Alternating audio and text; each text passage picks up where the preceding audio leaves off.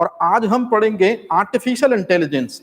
तो सबसे पहले मैं आपको एक चीज बता दूं कि आर्टिफिशियल इंटेलिजेंस एंड रोबोटिक्स, कई बार इनको हम एक ही वर्ड समझ लेते हैं, जबकि डिफरेंट, असल मायने में ये दो अलग अलग या डिफरेंट वर्ड है। अब वो क्या है, पहले अपन कुछ क्वेश्चन सेट करें या क्वेश्चन को हल करें, उसके बाद अपन इस तरह की चीजों को क्या करेंगे, देखेंगे। तो चलिए शुरुआत करते हैं जल्दी पहले क्वेश्चन की। तो पहला क्वेश्चन है अपना, इंसानी विवेक को मशीनों में हस्तांतरित करने की तकनीक क्या कहलाती है? ऑप्शन ए है अतिचालकता, बी नैनो टेक्नोलॉजी, सी है रोबोटिक्स एंड डी है आर्टिफिशियल इंटेलिजेंस मतलब कृत्रिम बुद्धिमत्ता। तो जरा फटाफट जिनको आंसर पता है वो जरा जल्दी से आंसर भी क्लियर करते चले कि यदि इंसानों के जैसे सोचने और समझने की क्षमता को मशीनों के अंदर यदि हम डाल दें तो उसे क्या बोलेंगे? ठीक है, शुएब मोहम्मद आंसर डी है, मनीष कुशवाहा आंसर डी है, पीयूष आंसर डी है। मतलब ज्यादातर लोगों के आंसर वही है जो हमारा चैप्टर है, बिल्कुल सही है। अब जरा इसको समझने की कोशिश करें। अगली जो स्लाइड हमारी होगी उसमें जो राइट आंसर होगा वो येलोइश कलर से बोल्ड होगा, लेकिन साथ ही साथ में जो और भी इंपॉर्टेंट क्वेश्चन होंगे इनसे संबंधित उनको मैं भी बहुत अच्छे से डिस्कस कराता चलूंगा। तो प्लीज जो लोग लाइव हैं वो लोग अपने साथ में कॉपी पेन लेके भी बैठें और जो जो चीजें मैं बताता चल रहा हूं उनको बहुत आराम से वो अपने कॉपी पे समराइज करते भी चलें। हमेशा की तरह आज भी मेरा वही कहना है कि नोट्स नहीं दिए जाएंगे, आपको नोट्स खुद ही बनाने हैं इसी पैटर्न पे। तो चले सबसे पहले अपन देखते हैं सवाल का सही जवाब क्या है। इस सवाल का जो सही जवाब है वो है ऑप्शन नंबर 4 या डी, आर्टिफिशियल इंटेलिजेंस। अब थोड़ी सा जल्दी से आप लोग जरा ये वर्ड देख लो कि एक वर्ड लिखा है अतिचालकता। अतिचालकता को बोलते हैं सुपर कंडक्टिविटी। अतिचालकता की खोज की थी कैमरलिंक ओन्स ने 1911 में। ये दो क्वेश्चन है एमपीपीएससी प्री के कि अतिचालकता की खोज कब की थी और किसने की थी। नैनो टेक्नोलॉजी जो है उसके पिता कहा जाता है रिचर्ड फैनमैन को, और ये रिचर्ड फैनमैन वही व्यक्ति है जिन्होंने सेकंड गॉड इंसान को बनाने में नैनो टेक्नोलॉजी और साइंस की इंपॉर्टेंट ब्रांच है उसको एस्टेब्लिश किया था। इन्होंने एक भाषण दिया था 1959 में, there is a plenty of room in the bottom, और इस भाषण में उन्होंने नैनो टेक्नोलॉजी की अवधारणा को स्पष्ट किया था। तीसरा जो है रोबोटिक्स, हम पढ़ चुके हैं 1954 में पहला यूनिमैट्स कंपनी के द्वारा बना। यूनिमैट्स कंपनी के द्वारा जो रोबोट बना था सबसे पहला, उसी रोबोट को 1954 में बनाया गया था। यूनिमेशन कंपनी के द्वारा बना यूनिमैट्स रोबोट। और सबसे इंपॉर्टेंट है कि आर्टिफिशियल इंटेलिजेंस जो है सब्जेक्ट, ये 1956 से इंटरनेशनल लेवल पर गूंजना शुरू हुआ। तो कहने का मतलब है कि जो आंसर येलोइश कलर से है वो राइट आंसर होगा, और संबंधित जो भी ऑप्शन में जो जो प्री में पूछी गई चीजें हैं उनको भी हम बहुत अच्छे से मेंशन करते चलेंगे। ठीक है, याद रखिएगा ये चीज कि इंसान के जैसी। अब जरा जल्दी से देख लेते हैं कि आर्टिफिशियल इंटेलिजेंस होती क्या है। आर्टिफिशियल इंटेलिजेंस का मतलब यदि हम समझे सरल शब्दों में तो आपको एक चीज समझनी पड़ेगी, जैसा आप स्लाइड में देख रहे होंगे, जब भी इस पर्टिकुलर चैप्टर में मशीन शब्द बोला जाता है तो मशीन का मतलब या तो कंप्यूटर होता है और या तो होता है रोबोट। तो यदि मशीन, जैसे यहां पर कंप्यूटर दिख रहा है आपको, रोबोट दिख रहा है, यदि इन मशीनों के अंदर इंसानों की तरह जज्बात, इंसानों की तरह सोचने समझने की क्षमता, इंसानों की तरह इमोशंस, इंसानों की तरह राइट और रॉन्ग का डिसीजन जिसको हम बोलते हैं चेतना शक्ति, तो कहने का सीधा सीधा मतलब है कि इंसानी इंटेलिजेंस को यदि हम, या इंसानी इंटेलिजेंस को या ह्यूमन के इंटेलिजेंस को यदि हम मशीनों के अंदर डाल दें तो फिर यही कहलाता है आर्टिफिशियल इंटेलिजेंट। मतलब इस तरह से मशीनों के अंदर यदि हम कृत्रिम दिमाग को डालेंगे तो फिर मशीनें भी उस लेवल पर उन्नत हो जाएंगी कि इंसान जिस तरह से काम करता है बिल्कुल पूरी एक्यूरेसी के साथ मशीनें भी आने वाले समय में बिल्कुल उतनी ही एक्यूरेसी के साथ काम करेंगी। तो इंसानों के सोचने समझने की क्षमता यदि मशीनों के अंदर प्रत्यारोपित कर दी जाए तो इसी को आर्टिफिशियल इंटेलिजेंस कहा जाता है, और इससे मशीन जो है वो नेक्स्ट लेवल पर पहुंच जाती है, क्योंकि मशीनों का अपना खुद का तो कोई दिमाग नहीं होता है, लेकिन आर्टिफिशियल इंटेलिजेंस के जरिए मशीनों को न केवल हम समझदार बना सकते हैं बल्कि बेहतर तरीके से कामों को संपादित और निष्पादित भी करा सकते हैं। तो इस तरह का जो सबसे पहला थॉट है कि मशीनों को भी इंसानों के जैसे इंटेलिजेंट बनाया जा सकता है, इस दिशा में सबसे पहले जिसने काम करना शुरू किया, the person is John McCarthy. तो जॉन मैकार्थी ने इस तरह का उद्बोधन 1956 में सबसे पहले दिया था, और इसलिए आर्टिफिशियल इंटेलिजेंस का पिता भी आपको कहा जाता है। तो ये चीज आप याद रखिएगा कि इंसानों के सोचने और समझने की क्षमता को यदि मशीनों के अंदर इंप्लीमेंट कर दिया जाए तो इसी को आर्टिफिशियल इंटेलिजेंस कहते हैं। और इस तरह की मशीनें यदि मार्केट में आएंगी तो निश्चित रूप में इंसान का समय भी बचेगा, पैसा भी बचेगा और बेहतर गुणवत्ता के साथ ये मशीनें काम करेंगी और बहुत बेहतर तरीके से इंसानों के स्वर्णिम भविष्य में ये योगदान दे सकती हैं। क्लियर है ये चीज? ठीक है मेरे भाई, तो पहला शुरुआत करते हैं। पहला क्वेश्चन एकदम क्लियर हो गया कि इंसानों की सोचने समझने की क्षमता यदि मशीनों के अंदर इंप्लीमेंट कर दी जाए तो उसी को आर्टिफिशियल इंटेलिजेंस कहते हैं। 1956 में सबसे पहले जॉन मैकार्थी ने इस तरह की अवधारणा रखी थी, इसलिए इसको अपन क्या कहते हैं, आर्टिफिशियल इंटेलिजेंस का पिता कहते हैं।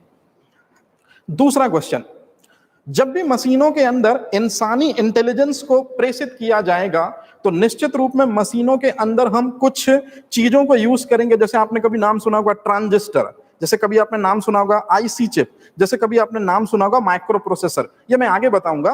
तो मेरा अगला क्वेश्चन यहीं से इंस्पायर है कि अर्धचालक युक्ति मतलब सेमीकंडक्टर से बनी हुई आईसी चिप, इसके खोजकर्ता कौन है जिसका उपयोग हम आर्टिफिशियल इंटेलिजेंस में मशीनों को समझदार बनाने के लिए करते हैं? चार ऑप्शन आपके सामने हैं, जे.एस. किल्वी, एडवर्ड ई. हैमर, सॉकले और जॉन बार्डीन, और लास्ट है टिम बर्नर्स-ली। जरा जल्दी से मुझे आंसर बताएं मेरे भाई कि what is the right answer, इस सवाल का सही जवाब क्या होगा? जे.एस. किल्वी, ठीक है, 111। ज्यादातर लोगों का बिल्कुल सही जवाब है। मैं बिल्कुल भी टाइम वेस्ट नहीं करता हूं और इस सवाल का बिल्कुल जैसा आप सब सही जवाब दे रहे हैं, चलिए जरा देख लेते हैं इसका। सबसे पहले आप देखें कि अर्धचालक, ये बहुत इंपॉर्टेंट चीज है।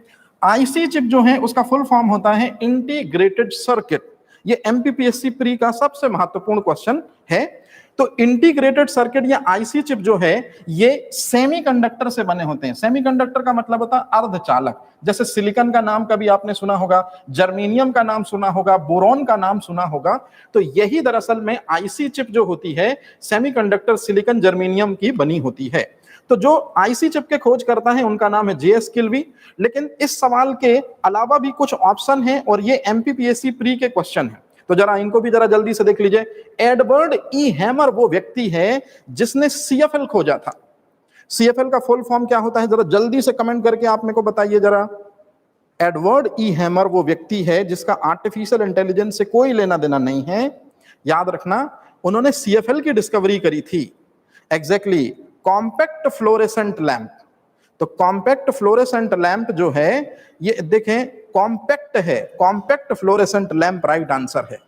तो ये चीज आपको याद रखनी है, एडवर्ड ई. हैमर इसके पिता हैं। ठीक है, बिल्कुल सही जवाब है। इसके बाद है टिम बर्नर्स-ली।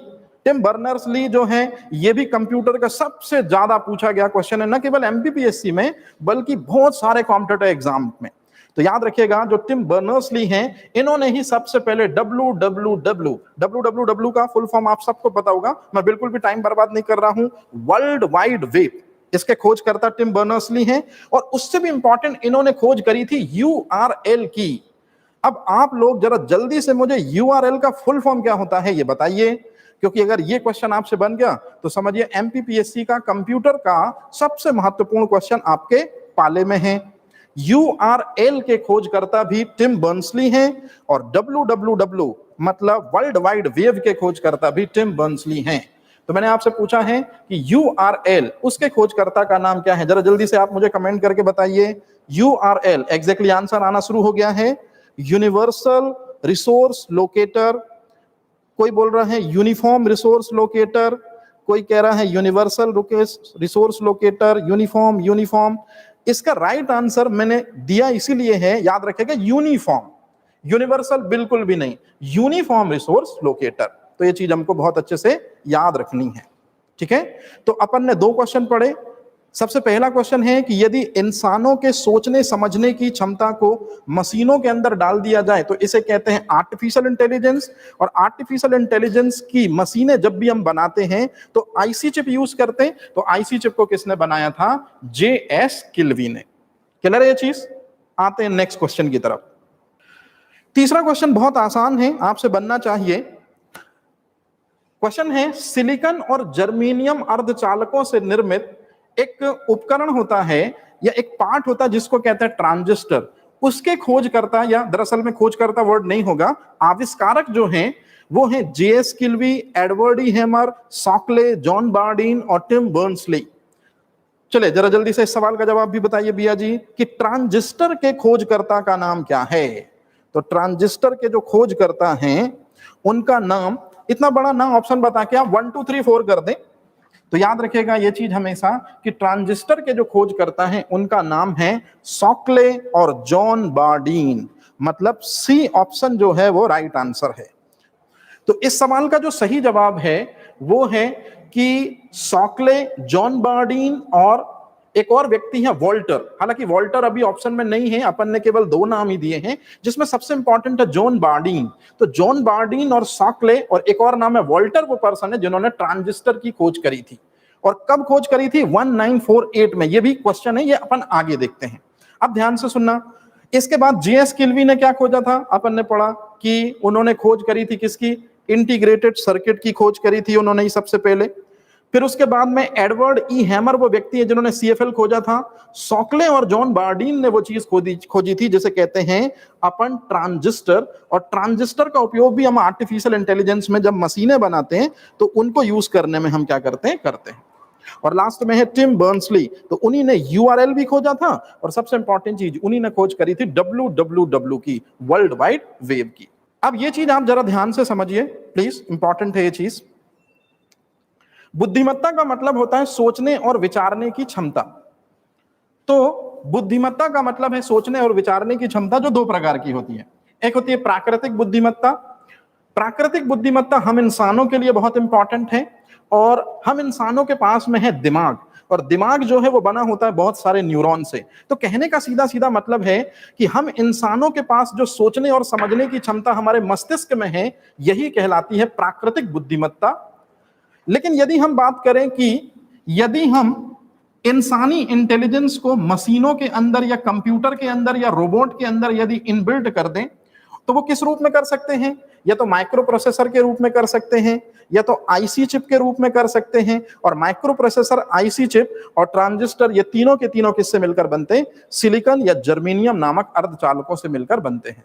तो कहने का सीधा सीधा मतलब है कि यदि इंसानों के जैसे सोचने और समझने की क्षमता मशीन मतलब कंप्यूटर या रोबोट के अंदर यदि डाल दी जाए, माइक्रो प्रोसेसर के रूप में कोडिंग करके या आईसी चिप के रूप में लैंग्वेज को ट्रांसफर करके, तो फिर इससे बनता है आर्टिफिशियल इंटेलिजेंस। क्लियर है ये चीज? चलिए आगे चलते हैं। अब ये जो स्लाइड दिख रही है आपको सामने, इसका आपको बहुत अच्छे तरीके से स्क्रीनशॉट भी लेना है, इसको आपको बहुत अच्छे तरीके से याद भी करना है, क्योंकि इसमें लगभग 5 से 6 क्वेश्चन आपके दिख रहे हैं। जैसे मैंने अभी थोड़ी देर पहले आपको बताया कि ट्रांजिस्टर जो है उसके खोजकर्ता का नाम क्या है, तो आप में से ज्यादातर लोगों ने जवाब दिया कि जॉन बार्डीन, विलियम सॉकले और वॉल्टर। बिल्कुल सही है। लेकिन अब सवाल यह है कि इन तीनों ने खोज किस वर्ष की थी? तो आंसर है 1948। ये प्री का क्वेश्चन है। और उससे भी इंपॉर्टेंट क्वेश्चन है कि जो ट्रांजिस्टर होता है वो किससे मिलकर बनता है? तो वो मिलकर बनता है अर्धचालकों से। और अर्धचालक में कौन सबसे कॉमन है? सिलिकॉन और जर्मेनियम। तो ये छोटे मोटे एग्जाम क्वेश्चन पूछते रहते हैं कि ट्रांजिस्टर जो युक्ति है वो किस चीज से मिलकर बनती है, तो याद रखिएगा सिलिकॉन और जर्मेनियम नामक अर्धचालकों से मिलकर बनती है। बहुत सारे, जैसे आप चित्र में देख रहे होंगे, ये जो इमेज दिख रही है आपको, इसे ट्रांजिस्टर कहते हैं। और ये जो चित्र दिख रहा होगा इसको कहते हैं आईसी चिप। और आईसी चिप का फुल फॉर्म क्या होता है? आपने मेरे को बताया, ज्यादातर लोगों ने ये चीज बताई है, इंटीग्रेटेड सर्किट। तो याद रखिएगा आईसी चिप का फुल फॉर्म होता है इंटीग्रेटेड सर्किट। तो आईसी चिप और ट्रांजिस्टर ये दोनों के दोनों बने होते हैं किससे? सेमीकंडक्टर से या अर्धचालकों से, जिसको सिलिकॉन या जर्मेनियम के द्वारा बने होते हैं या हम कहते हैं। अब इसके बाद एक क्वेश्चन आता है, आईसी चिप जिसको इंटीग्रेटेड सर्किट कहते हैं, जे.एस. किल्वी ने इसको कब बनाया था? ये बहुत इंपॉर्टेंट क्वेश्चन है।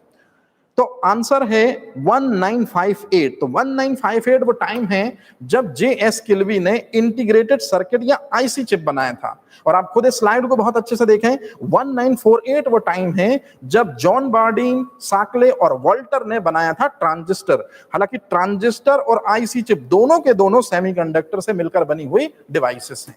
क्लियर है ये चीज? ऐसा। अब यदि आपने ट्रांजिस्टर और आईसी चिप को बहुत अच्छे तरीके से समझ लिया, तो मैंने एक छोटा सा चित्र दिया है। इस चित्र में भी हमारे बहुत सारे क्वेश्चन सॉल्व हो जाते हैं। बस मैं टच कराने की कोशिश कर रहा हूं ताकि आपको चीजें समझ में आए। कंप्यूटर का ओरिजिन कैसे हुआ है, या कंप्यूटर की जनरेशन्स कैसे आगे बढ़ी हैं, वर्तमान में हम कंप्यूटर की कौन सी जनरेशन में हैं, तो याद रखिएगा वर्तमान समय में हम कंप्यूटर की 5वीं जनरेशन को जी रहे हैं। मतलब वर्तमान समय में कंप्यूटर की 5वीं जनरेशन से हम रूबरू हैं। तो कंप्यूटर की पहली जनरेशन कब स्टार्ट हुई, ये प्री का क्वेश्चन है। कंप्यूटर की दूसरी जनरेशन कब स्टार्ट हुई, तीसरी जनरेशन कब स्टार्ट हुई, चौथी जनरेशन कब स्टार्ट हुई, 5वीं जनरेशन कब स्टार्ट हुई, तो ये आप थोड़ा सा ध्यान रखना, ठीक है। अब मैं आता हूं मुद्दे की बात पे। सेकंड पीढ़ी के जो कंप्यूटर थे उन्हीं में यूज किया गया था सबसे पहली बार ट्रांजिस्टर, और ट्रांजिस्टर के यूज होने से बहुत सारी इंफॉर्मेशंस जो हैं वो कंप्यूटर फिर हैंडल करने लगा, और फिर उसमें भी क्या हुआ, सोचने समझने का अपने हिसाब से समझने की क्षमता बढ़ने लगी। फिर उसके बाद में हमने बहुत सारे ट्रांजिस्टर को यूज करके बनाया आईसी चिप। तो याद रखिएगा आईसी चिप तीसरी पीढ़ी के कंप्यूटरों में हमने यूज करना शुरू किया 64 से 71 के बीच में। तो मेरे को केवल आपको बताना बस यही था कि तीसरी पीढ़ी के कंप्यूटर में हमने आईसी चिप का यूज करना स्टार्ट किया, और दूसरी पीढ़ी के कंप्यूटरों में ज्यादातर हमको मिलता है ट्रांजिस्टर। तो ये चीज हमको बहुत अच्छे से दिमाग में रखनी है। आपसे क्वेश्चन पूछा जाएगा कि ट्रांजिस्टर का उपयोग किस पीढ़ी के कंप्यूटरों में सर्वाधिक हुआ। आपसे पूछा जाएगा थर्ड जनरेशन पीढ़ी के कंप्यूटरों में किसका उपयोग बहुतायत में हुआ। और अब आप देखिए चौथी पीढ़ी की जो कंप्यूटर हैं उनमें यूज हुआ है माइक्रो प्रोसेसर। तो ये चीज भी बहुत इंपॉर्टेंट है। एक चीज मैं जरा जल्दी से बता दूं आपको, आपने कभी सुना होगा कि पहले कंप्यूटरों का आकार एक कमरे के बराबर होता था, लेकिन बाद में कंप्यूटर लगातार छोटे होते चले गए, छोटे होते चले गए, और साइज अब कंप्यूटरों का इतना छोटा हो गया कि वो एक मोबाइल फोन के रूप में या सेल फोन के रूप में आपके जेब में भी आने लगे। तो लगातार एक कमरे के बराबर के कंप्यूटर फिर धीरे धीरे उनका साइज रिड्यूस होते होते वो मोबाइल फोन के रूप में हमारे जेबों तक में आने लगा। वो इसी कारण से, क्योंकि इस सवाल का जवाब है आईसी चिप। आईसी चिप वो युक्ति है, या आईसी चिप वो चीज है जिस वजह से कंप्यूटर लगातार छोटे होते चले गए, मतलब कंप्यूटरों का लघुकरण होता चला गया। तो आपसे एमपीपीएससी क्वेश्चन पूछती है कि किस चीज के कारण कंप्यूटरों का लघुकरण संभव हो पाया, कंप्यूटरों का साइज छोटा हो गया, जिस वजह से रखने में भी हमें काफी सहूलियत होने लगी और इजी टू इनटेक हम यूज करने लगे, और काफी लाइट वेट भी वो हो गए। तो याद रखेगा आईसी चिप ही वो चीज है जिस वजह से कंप्यूटरों का साइज काफी रिड्यूस होकर छोटा हो गया है। क्लियर है ये चीज? याद रखेगा आईसी चिप, यही क्वेश्चन है आपसे पूछा जाएगा। और यदि मैं पूछूं कि कंप्यूटर की दूसरी पीढ़ी में किसका इस्तेमाल किया गया, तो फिर आपको जवाब देना है ट्रांजिस्टर 1948 में बना। मेरी बात बहुत ध्यान से समझना, बहुत इंपॉर्टेंट बात करने वाले हैं अब अपन, और यहां से एक बहुत इंपॉर्टेंट क्वेश्चन भी बनेगा। लेकिन पहले मेरी बात आप समझिए, कंप्यूटर क्या क्या कर सकता है और किस तरह से कर सकता है, ये तो हम देख ही रहे थे। और ये बात है सन 1980 की, कंप्यूटर की जब हम असल ताकत को खोज रहे थे कि कंप्यूटर और किस तरह से इंसान को फायदा पहुंचा सकता है, तो इसी क्रम में जब चल रही थी चौथी पीढ़ी, लगभग समाप्त होने की कगार पे थी, तो जब हम कंप्यूटर की असल ताकत को खोज रहे थे तो कुछ साइंटिस्टों ने सोचा कि क्यों ना इंसानों के जैसे सोचने और समझने की जो अदम्य साहत है, अद्भुत जो उनके पास में योग्यता है इंसानों के पास, यदि इंसानों की सोच और समझ को यदि कंप्यूटरों के अंदर इनपुट कर दिया जाए तो निश्चित रूप में कंप्यूटर बेहतर तरीके से रिजल्ट दे सकते हैं। तो इसी वजह से हमने क्या करना स्टार्ट किया कि कंप्यूटरों के अंदर भी ह्यूमन इंटेलिजेंस को प्रेषित करना शुरू किया। तो याद रखिएगा ऐसा करने वाला सबसे पहला देश है जापान। और यही आपका प्री का क्वेश्चन भी है कि आर्टिफिशियल इंटेलिजेंस को कंप्यूटर की कौन सी पीढ़ी में प्रत्यारोपित किया गया है। तो याद रखिएगा कंप्यूटर की जो 5th जनरेशन है, कंप्यूटर की जो 5वीं पीढ़ी है, उसी में हमने आर्टिफिशियल इंटेलिजेंस का यूज सबसे पहले करना शुरू किया। और जापान वो दुनिया का सबसे पहला देश है जिसने 5th जनरेशन कंप्यूटर में आर्टिफिशियल इंटेलिजेंस को यूज करना शुरू किया है। और उससे भी एक सिंपल सा क्वेश्चन यदि मैं आपसे पूछूं कि जापान ने आर्टिफिशियल इंटेलिजेंस का यूज करना किस सन में शुरू किया था, तो हमको बिना देरी किए हुए जवाब देना है सन 1981। तो याद रखिएगा सन 1981 वो टाइम है जब जापान ने सबसे पहले, पूरी दुनिया में है ये डाटा, अपने कंप्यूटर्स में उसने आर्टिफिशियल इंटेलिजेंस को इनबिल्ट करना शुरू किया था। तो ये चीज आप जरूर याद रखेंगे। और यहां पर आपको चित्र में एक सबसे इंपॉर्टेंट चीज दिख रही होगी, 5th जनरेशन ऑफ कंप्यूटर। और इस चित्र में जो मेन चीज आपको अपने दिमाग में सेट करनी है, 5th जनरेशन कंप्यूटर में जो टेक्नोलॉजी यूज हुई थी वो है एआई। मतलब अब कभी भी आपसे पूछा जाए कि सबसे पहले एआई को यूज किसने करना शुरू किया था, किस सन में करना शुरू किया था, कंप्यूटर की कौन सी जनरेशन में, तो आपको 3 सवालों के जवाब देने हैं कि दुनिया का वो देश है जापान जिसने सबसे पहले आर्टिफिशियल इंटेलिजेंस का यूज किया 1981 में 5वीं पीढ़ी के कंप्यूटर्स में। आप जरा एक बार देख लीजिए, सामने स्क्रीन पे लिखा हुआ है, कंप्यूटर की 5वीं पीढ़ी की सबसे बड़ी देन हम इंसानों को या हमारे जीवन को क्या है, जिस वजह से हमारी लाइफ पूरी तरह से चेंज हो गई है, काफी आसान हो गई है। तो कंप्यूटर की 5वीं पीढ़ी ने जो चीज हमको दी है उसे ही कहते हैं हम आर्टिफिशियल इंटेलिजेंस। मतलब यदि कोई आपसे अब पूछे कि आर्टिफिशियल इंटेलिजेंस क्या है, तो आपको मात्र एक लाइन ये वाली बोलनी है और आपका आंसर बिल्कुल सटीक, बिल्कुल श्योर, पूरे मार्क्स आपको मिलेंगे। और ये प्री का भी एक क्वेश्चन है कि निम्नलिखित में से कंप्यूटर की कौन सी जनरेशन ने एआई दिया है, 1st generation, 2nd generation, 3rd, 4th, 5th। तो याद रखिएगा 5th जनरेशन वो है जिसने हमको एआई दिया था। चलिए आगे चलें अपन। बहुत इंपॉर्टेंट है, बहुत अच्छे से अपन को ये चीज समझनी है। अपन ने पढ़ा, जैसे मैं आपसे एक सवाल पूछूं, क्योंकि ये क्वेश्चन और आंसर के फॉर्मेट की सीरीज ही चल रही है, बताइए मशीन में और इंसान में क्या डिफरेंस होता है। तो जैसे मैं आपसे पूछूं कि मशीन में और इंसान में क्या डिफरेंस होता है, अब मेरी बात ध्यान से सुनिए।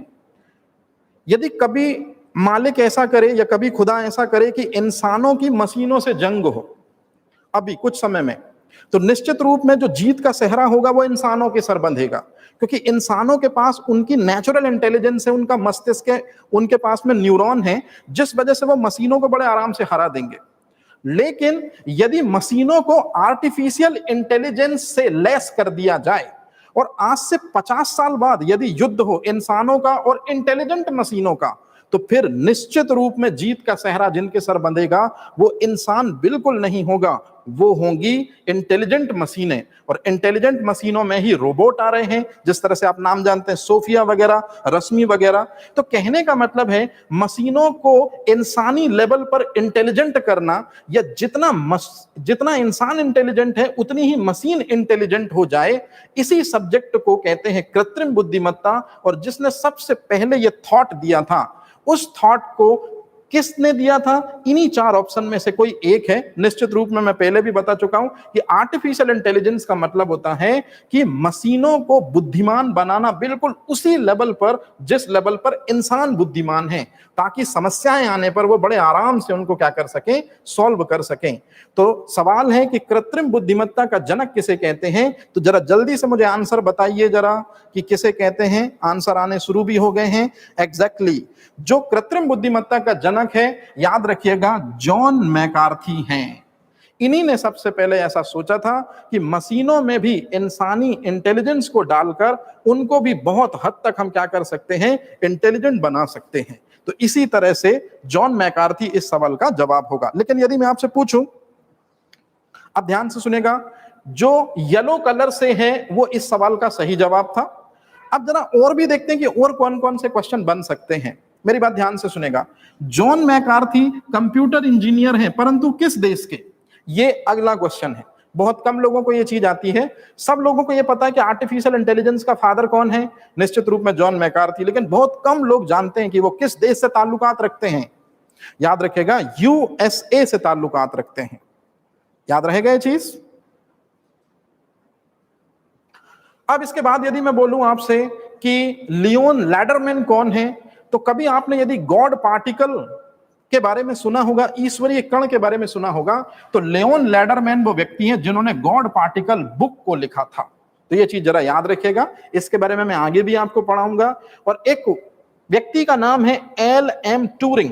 एल.एम. ट्यूरिंग दरअसल में वो व्यक्ति है, मैं आगे पढ़ाऊंगा, इन्हीं के नाम पर आर्टिफिशियल इंटेलिजेंस को मेजर कर सकते हैं हम। ट्यूरिंग टेस्ट इन्हीं ने दरअसल में दिया था। आर्टिफिशियल इंटेलिजेंस को मेजर करने वाला एक टेस्ट होता है ट्यूरिंग, वो इन्हीं ने दिया था। इसलिए मैंने जानबूझकर यहां नाम लिखा है एल.एम. ट्यूरिंग। तो एल.एम. ट्यूरिंग वो व्यक्ति हैं जिनको इलेक्ट्रॉनिक कंप्यूटर का पिता कहा जाता है। जैसे मैं आपसे पूछूं कि चलिए बताइए कंप्यूटर का पिता किसे कहते हैं, तो आप बोलेंगे सर ब्रिटेन का साइंटिस्ट है, नाम है चार्ल्स बेबेज को कहते हैं। लेकिन यदि मैं आपसे पूछूं कि इलेक्ट्रॉनिक कंप्यूटर का या आधुनिक कंप्यूटर का पिता किसे कहते हैं, तो फिर आपके सवाल का जवाब होगा एल.एम. ट्यूरिंग। तो ये चीज आपको बहुत अच्छे से दिमाग में रखनी है कि एल.एम. ट्यूरिंग वो व्यक्ति है जिसको इलेक्ट्रॉनिक कंप्यूटर का पिता कहते हैं, जबकि चार्ल्स बेबेज को केवल कोर कंप्यूटर का पिता कहते हैं। और उन्होंने सबसे पहला यांत्रिक कंप्यूटर बनाया था, मैकेनिकल कंप्यूटर बनाया था। क्लियर है ये चीज? तो यदि मैं बात करूं कि आर्टिफिशियल इंटेलिजेंस का पिता कौन है, तो आंसर है जॉन मैकार्थी। अच्छा, अब जरा इसका डिस्क्रिप्शन बहुत अच्छे से देखिएगा प्लीज। ये जो पेज दिख रहा है आपको, यहां कम से कम 4 क्वेश्चन अलग से ऐड किए हैं मैंने। सबसे पहले यदि मैं आपसे पूछूं कि एक बंदा आपको दिख रहा होगा जिसकी दाढ़ी थोड़ी सी बड़ी है, सामने कंप्यूटर है। कंप्यूटर मतलब क्या है? मशीन। मैंने आपको शुरू में समझाया।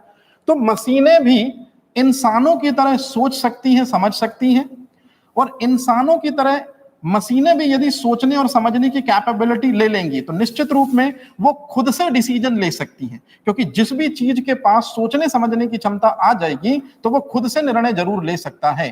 तो मशीनों में भी यदि सोचने समझने की क्षमता आ जाए तो मशीनें भी निश्चित रूप में अपने निर्णय स्वयं ले पाएंगी। तो मशीनों के अंदर सोचने समझने की क्षमता या निर्णय करने की क्षमता ही कहलाता है आर्टिफिशियल इंटेलिजेंस, और इस तरह से मशीनें हो जाएंगी बुद्धिमान। ऐसा विचार सबसे पहले जॉन मैकार्थी ने दिया था 1955 में।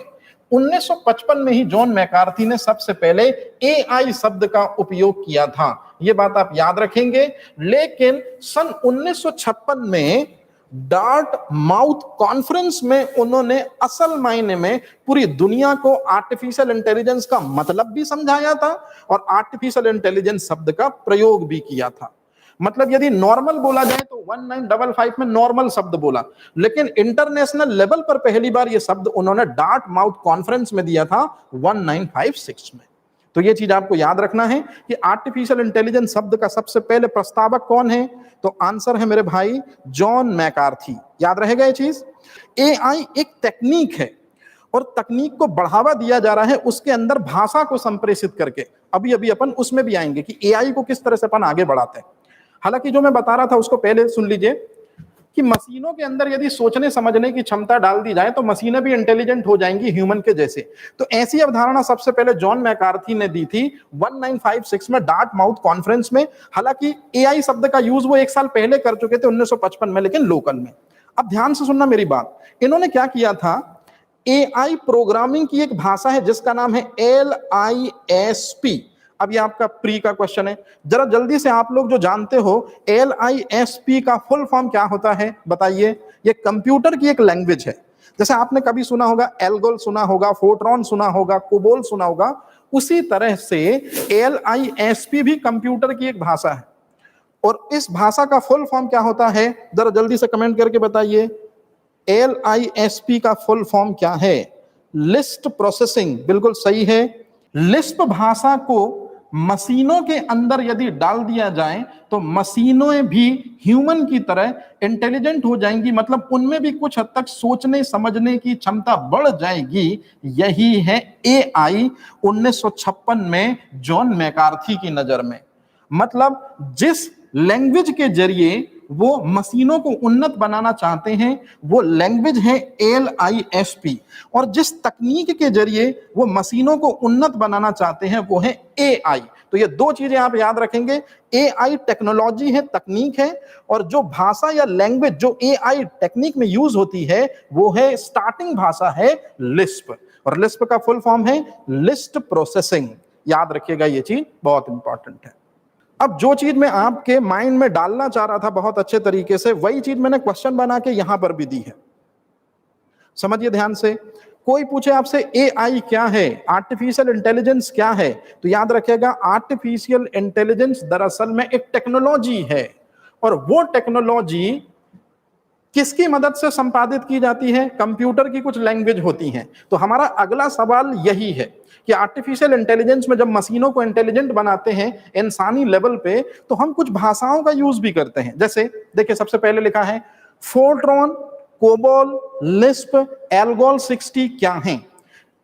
सभी वायरस के प्रकार हैं, या कंप्यूटर की विभिन्न भाषाएं हैं, या कंप्यूटर से संबंधित टूल्स हैं, या इनमें से कोई नहीं? तो जरा जल्दी से मुझे सवाल का जवाब बता दे कि क्या होगा। ठीक, ज्यादातर लोगों के जवाब निश्चित रूप में टू की तरफ ही इशारा कर रहे हैं, क्योंकि हमने पढ़ा कि एआई की सबसे पहली, आर्टिफिशियल इंटेलिजेंस में सबसे पहली जिस प्रोग्रामिंग भाषा का यूज हुआ था, याद रखिएगा, उसका नाम है लिस्प। और लिस्प का यूज खुद किसने किया था? जॉन मैकार्थी ने। अब यदि मैं आपसे पूछूं कि इस सवाल का सही जवाब क्या होगा, तो ज्यादातर लोग आंसर 2 को कोड कर रहे हैं, बिल्कुल सही है। अब आप मेरी बात ध्यान से समझिएगा, कंप्यूटर की विभिन्न भाषाएं हैं ये सभी। अब जैसे ही मैं अगला पेज पलट रहा हूं, जितनी चीजें लिखी हैं ये सारी चीजें आपसे बननी चाहिए, सारी चीजें आपसे बननी चाहिए, तब आप एक कदम आगे रहेंगे।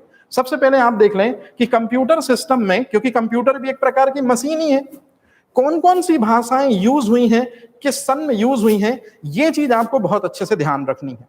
जैसे फोर्ट्रॉन, कोबोल, लिस्प, एल्गोल 60, फिर है साइनोबोल, फोटोन 66, फिर पीएल है, फिर ये एमआई है, एडी, प्रोलॉग, ये सारी चीजें हैं। अब इसमें से जो कंप्यूटर की जो प्रोग्रामिंग भाषाएं हैं, याद रखिएगा, ये प्रोग्रामिंग भाषाओं में कुछ के फुल फॉर्म आपसे पूछे जाते हैं। तो ये हमेशा याद रखिएगा कि एआई तकनीक में कुछ प्रोग्रामिंग भाषाएं हैं, जैसे लिस्प। जरा लिस्प का फुल फॉर्म देख लीजिए, सही लिखा है कि नहीं लिखा है? List processing. यदि मैं आपसे पूछूं फोर्ट्रॉन, जो कंप्यूटर की एक लैंग्वेज है, उसका फुल फॉर्म क्या होता है? Formula translation. कोबोल का फुल फॉर्म क्या होता है? Common business oriented language. Prolog का फुल फॉर्म क्या होता है? Programming in logic. और एल्गल का फुल फॉर्म क्या होता है? Algorithmic language. और जावा का फुल फॉर्म क्या होता है? Java script. तो कहने का मतलब है ये सभी कंप्यूटर से संबंधित क्या हैं? भाषाएं हैं, और इन सभी को हम आर्टिफिशियल इंटेलिजेंस में क्या करते हैं? यूज करते हैं। तो ये जो 6 लिखी हुई हैं, एटलीस्ट इनको तो आपको बहुत अच्छे तरीके से याद रखना है और याद भी करना है। क्लियर है ये चीज? जो बिल्कुल, देखिए मैंने पहले भी कहा था कि लगातार अपन एमसीक्यूज को, अब देखिए भाई, ये अपन आगे चर्चा करेंगे, क्योंकि अपना चैप्टर मुझे मालूम था आर्टिफिशियल इंटेलिजेंस है, अपन कंप्यूटर की लैंग्वेजेस पे जब कंप्यूटर वाला चैप्टर पढ़ेंगे तो बताएंगे, ठीक है? सो प्लीज अभी अपन चैप्टर से बिल्कुल ना भटके, तो ये चीज याद रखें जरा जल्दी से। अब आप मुझे जरा जल्दी से बता दें कि सबसे पहले कौन सी कंप्यूटर की भाषा को एआई टेक्नोलॉजी में यूज किया गया था? Exactly, LISP, Lisp. जरा जल्दी से लिस्प का फुल फॉर्म भी टाइप कीजिए, या लिस्प का फुल फॉर्म भी बताइए जरा जल्दी से। Exactly, list processing. याद रखिएगा, ये बहुत महत्वपूर्ण चीज है, ठीक है?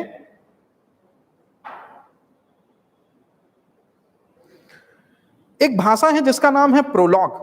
याद रखिएगा, प्रोलॉग भी 5वीं पीढ़ी के कंप्यूटर में यूज होने वाली भाषा है, मतलब आर्टिफिशियल इंटेलिजेंस पे यूज होने वाली भाषा है। तो प्रोलॉग का भी फुल फॉर्म क्या होता है? Programming in logic. तो ये छोटी छोटी सी चीजें हैं, ये अपन को याद रखनी है। लेकिन हाँ, अपना जो मेन सेशन है आज का, वो किस पे बेस है? पूरी तरह से याद रखिएगा ये चीज, अपना आर्टिफिशियल इंटेलिजेंस पे बेस है। तो आर्टिफिशियल इंटेलिजेंस टेक्नोलॉजी है जो कंप्यूटर या रोबोटिक सिस्टम में हम यूज कर रहे हैं, और जो लैंग्वेज यूज कर रहे हैं वो लैंग्वेज यही सारी लैंग्वेज है। तो सबसे पहले आर्टिफिशियल इंटेलिजेंस पे जो लैंग्वेज यूज की गई थी कंप्यूटर की, वो थी LISP, जॉन मैकार्थी ने यूज करी थी, ये आप याद रखेगा। Exactly, list processing. चले चलते हैं आगे।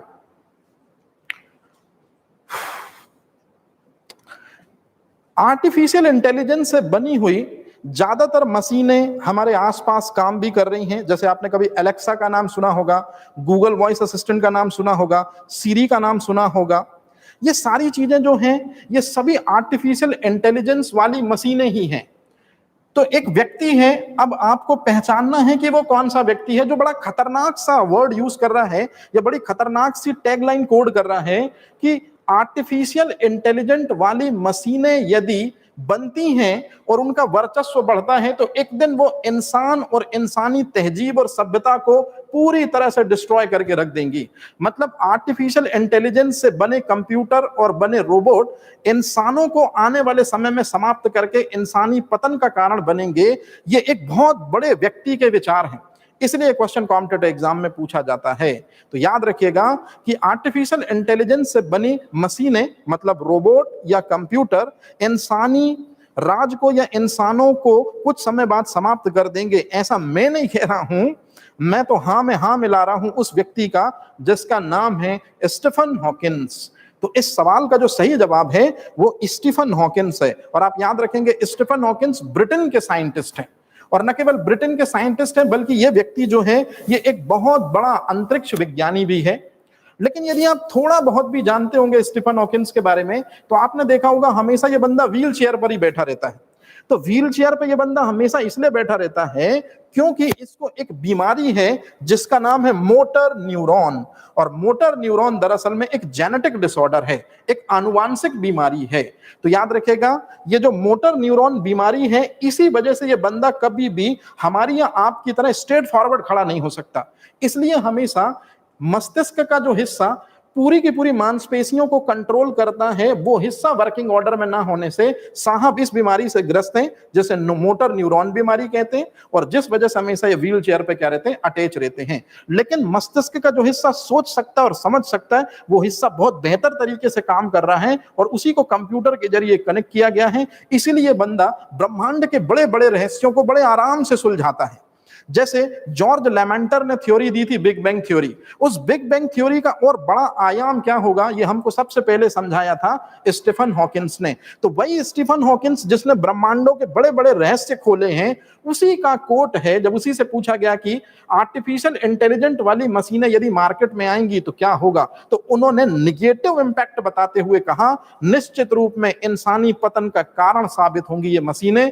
और इसीलिए इस बात को आज एक व्यक्ति भी हां में हां मिला रहा है जो स्पेस एक्स का मालिक है, जो टेस्ला कंपनी का मालिक है, जिसका नाम है, जरा जल्दी से मुझे बताइए, टेस्ला कंपनी के मालिक का नाम क्या है, या स्पेस एक्स कंपनी के मालिक का नाम क्या है? यूएसए से ताल्लुकात रखता है। चलिए मैं बता देता हूं ये चीज। स्पेस एक्स या टेस्ला कंपनी का मालिक जो है कौन है? Nicholas Tesla. मुझे मालूम था एक बंदा जरूर ये आंसर देगा। नहीं मेरे भाई अजीत, इसका आंसर निकोलस टेस्ला नहीं होगा, एलन मस्क है। तो याद रखिएगा एलन मस्क भी वो व्यक्ति है, बिल्कुल सही है, ज्यादातर लोगों के सही जवाब हैं। एलन मस्क भी यही कहते हैं कि आर्टिफिशियल इंटेलिजेंट वाली मशीनों को यदि ज्यादातर लाया गया यूज, तो निश्चित रूप में ये मशीनें खुद की इंटेलिजेंसी को इस लेवल पर विकसित कर लेंगी कि फिर वो ह्यूमन की इंटेलिजेंसी को समाप्त कर देंगी, और हो सकता है ह्यूमंस को भी समाप्त कर दें। मतलब ये एक बहुत खतरनाक टेक्नोलॉजी है जिसको इंसान लगातार क्या करता जा रहा है, बेहतर करता जा रहा है, बेहतर करता जा रहा है। वहीं ये व्यक्ति है, नाम है स्टीफन हॉकिंस, और एलन मस्क का कहना है कि कहीं इनसे इंसानी सभ्यता समाप्त ना हो जाए। अब आता है मोस्ट इंपॉर्टेंट क्वेश्चन। याद रखेगा आर्टिफिशियल इंटेलिजेंस में जब हम पढ़ते हैं इस चैप्टर को, तो एक वर्ड से जरूर आप रूबरू होते हैं, नाम है अलेक्सा। चलो जरा जल्दी से ऑप्शन बताइए, राइट आंसर क्या होगा इस सवाल का? अलेक्सा क्या है? ज्यादातर लोगों का सही जवाब है, बिल्कुल सही है, आंसर है इसका अलेक्सा। मतलब अलेक्सा जो है वो आर्टिफिशियल इंटेलिजेंस पे आधारित एक वर्चुअल वॉइस असिस्टेंट है। क्या है अपन इसको समझेंगे। तो इस सवाल का सही जवाब है बिल्कुल है नंबर 4। बिल्कुल इसी से हद तक एक मिलता जुलता क्वेश्चन है, मेरी बात ध्यान से समझिएगा। यदि आप अलेक्सा को जानते हैं तो आप ये चीज जरूर जानते होंगे कि सैमसंग कंपनी ने भी बनाया है बिल्कुल अलेक्सा जैसी डिवाइस जिसको कहते हैं मिक्स वाई। अब मेरा सवाल यहीं से स्टार्ट होता है कि सैमसंग कंपनी ने आर्टिफिशियल इंटेलिजेंस पे बेस एक वर्चुअल वॉइस असिस्टेंट डिवाइस को बनाया था, मतलब विक्स बॉय को बनाया था। ये विक्स बॉय की लॉन्चिंग कब हुई थी? ये थोड़ा कठिन क्वेश्चन है। चलिए जरा देखते हैं इस सवाल का जवाब कितने लोगों को आता है। विक्स बॉय जो है सैमसंग कंपनी के द्वारा बनाया गया क्या है मेरे भाई? AI based virtual voice assistant है। इसकी जो लॉन्चिंग है वो की गई थी 21 अप्रैल 2017 को। बहुत इंपॉर्टेंट है ये चीज। आपसे ये क्वेश्चन तब पूछा जाएगा जब सिलेक्शन को क्या करना होगा, छांटना होगा। मतलब ये बहुत कठिन क्वेश्चन है जो बहुत कम लोग दे पाते, लेकिन मैं देख रहा हूं ज्यादातर लोग बड़े आराम से इस सवाल का जवाब दे रहे हैं। ठीक है, बहुत बढ़िया। अच्छा, मैं यदि आपसे थोड़ा सा हिस्ट्री के बैकग्राउंड से पूछूं तो याद रखिएगा 21 अप्रैल 1526 को कोई युद्ध भी हुआ है। 21 अप्रैल 1526 को पानीपत का फर्स्ट युद्ध भी हुआ है। तो हमको 21 अप्रैल अपने दिमाग में रखना है, और 21 अप्रैल, लेकिन यहाँ 1526 नहीं है बल्कि क्या है, 2017। तो ये चीज याद रखिएगा, 21 अप्रैल 2017 को बिक्स वाई की लॉन्चिंग करी थी सैमसंग ने। अब जरा एक ये भी सवाल बहुत आसान है, इसको भी देख लीजिए। आपने जरूर सुना होगा सीरी के बारे में, और सीरी भी बिक्स वाई की तरह और अलेक्सा की तरह एआई आधारित वॉइस असिस्टेंट है। अब जरा जल्दी से आप बताएं किसने बनाया था सीरी को, या कौन सी कंपनी है जिसने सीरी को सबसे पहले बनाया था? और जवाब भी काफी हद तक बिल्कुल सही मिला मुझे। एप्पल वो कंपनी है जिसने सबसे पहले सीरी को बनाया था। क्लियर है ये चीज? अच्छा, अब मेरी बात ध्यान से सुनेगा। आप सब जितने भी लोग अभी टाइप कर रहे हैं, या जितने भी लोग अभी फोकस कर रहे हैं, प्लीज 2 मिनट के लिए आराम से रुक जाएं। बहुत आराम से, बड़े इत्मीनान से अब अगली स्लाइड जो मैं दिखा रहा हूं उसको देखें, उसका स्क्रीनशॉट जरूर ले लेना, क्योंकि कम से कम नहीं होंगे तो 10 क्वेश्चन है अगली स्लाइड पे। तो इसलिए अगर आप लोग अभी जो टाइप कर रहे हैं या जो कुछ भी कमेंट कर रहे हैं, 2 मिनट के लिए जरा रोक दें। मैं जो समझा रहा हूं बड़े आराम से पहले इत्मीनान से उसको समझ लो, क्योंकि लगभग 10 क्वेश्चन यहाँ सिंगल स्लाइड में आपको मैं दिखा रहा हूं। अगर ये चीज तैयार हो गई तो समझो आर्टिफिशियल इंटेलिजेंस में जो प्री में क्वेश्चन आएगा वो तो आप बिल्कुल बना डालोगे अभी से। तो जो चीज अब समझा रहा हूं इसको बहुत अच्छे से प्लीज समझिए। सबसे पहले मैं आपसे पूछूं, एक नॉर्मल सा क्वेश्चन पूछ रहा हूं। आप लोगों ने अलेक्सा के बारे में बहुत सुना होगा, इस समय काफी चर्चा में भी है कि अलेक्सा इस तरह का एक स्पीकर डिवाइस है, इससे हम जो चीज पूछते हैं ये वो चीज का रिप्लाई तत्काल हमको करती है। तो याद रखिएगा, ये गुण की हम पूछें सवाल और जवाब हमारे मिले, पूरे कायनात में ऐसा देने वाला केवल और केवल मानव था। तो मानव के बाद मशीन में यदि इस तरह की इंटेलिजेंस ही डाली गई कि हम उससे जो पूछ रहे हैं वो उसका जवाब दे रहा है, निश्चित रूप में आर्टिफिशियल इंटेलिजेंस भी इनमें यूज हुई है। तो याद रखिएगा, अलेक्सा वो डिवाइस है जिसको किस कंपनी ने बनाया था? तो जरा जल्दी से देखिए, अमेजन कंपनी है जिसने अलेक्सा को बनाया और लॉन्च कर दिया नवंबर 2014 में। तो यदि मैं आपसे पूछूं कि ये अलेक्सा डिवाइस क्या है, तो आपको कहना है कि आर्टिफिशियल इंटेलिजेंस को इनबिल्ट किया गया है इस वॉइस असिस्टेंट के अंदर। तो ये चीज से हम यदि कोई भी सवाल पूछते हैं तो ये तत्काल उसका क्या करती है, जवाब देती है। बिल्कुल इसी तरह से 3 साल पहले 4 अक्टूबर 2011 को एप्पल कंपनी ने भी एक AI based virtual voice assistant बनाया था जिसका नाम है सीरी। ये है, जैसा दिख रहा है, ये एप्पल का फोन है, और एप्पल के फोन में ये जो दिख रहा है, इससे हम जो भी सवाल पूछते थे ये तत्काल हमको उसका क्या करता था, जवाब देता था। तो अब ये चीज आपको याद रखना है कि अलेक्सा को किसने बनाया है? अमेजन ने बनाया है। सीरी को किसने बनाया है? एप्पल ने बनाया है। सीरी को कब लॉन्च किया गया है? 2011 में, और 4 अक्टूबर को। और यदि मैं आपसे पूछूं कि अलेक्सा को कब लॉन्च किया गया है, तो नवंबर 2014 में। तो याद रखिएगा, ये आपसे 4 क्वेश्चन पूछ लिए गए। अब इसके बाद चलते हैं अपन आगे। 3 साल बाद, अलेक्सा से 3 साल बाद, मतलब 2017 और 21 अप्रैल हम पहले पढ़ चुके, ये डेट हमको याद हो जानी चाहिए। सैमसंग कंपनी ने भी बिल्कुल एप्पल कंपनी के सीरी की तरह बनाया एक वर्चुअल वॉइस असिस्टेंट जिसका नाम है बिक्स वाई। तो ये चीज हमको याद रखनी है। ये बिक्स वाई वगैरह क्या होते हैं? इनसे हम सवाल पूछते हैं तो ये तत्काल उस सवाल का हमको क्या करते हैं, जवाब देते हैं। और फाइनल में एप्पल, अलेक्सा, माफी चाहता हूं, एप्पल, अमेजन और सैमसंग से इंस्पायर होकर गूगल ने भी अपना वॉइस कमांड सिस्टम या वॉइस असिस्टेंट को लॉन्च कर दिया 18 मई 2016 को।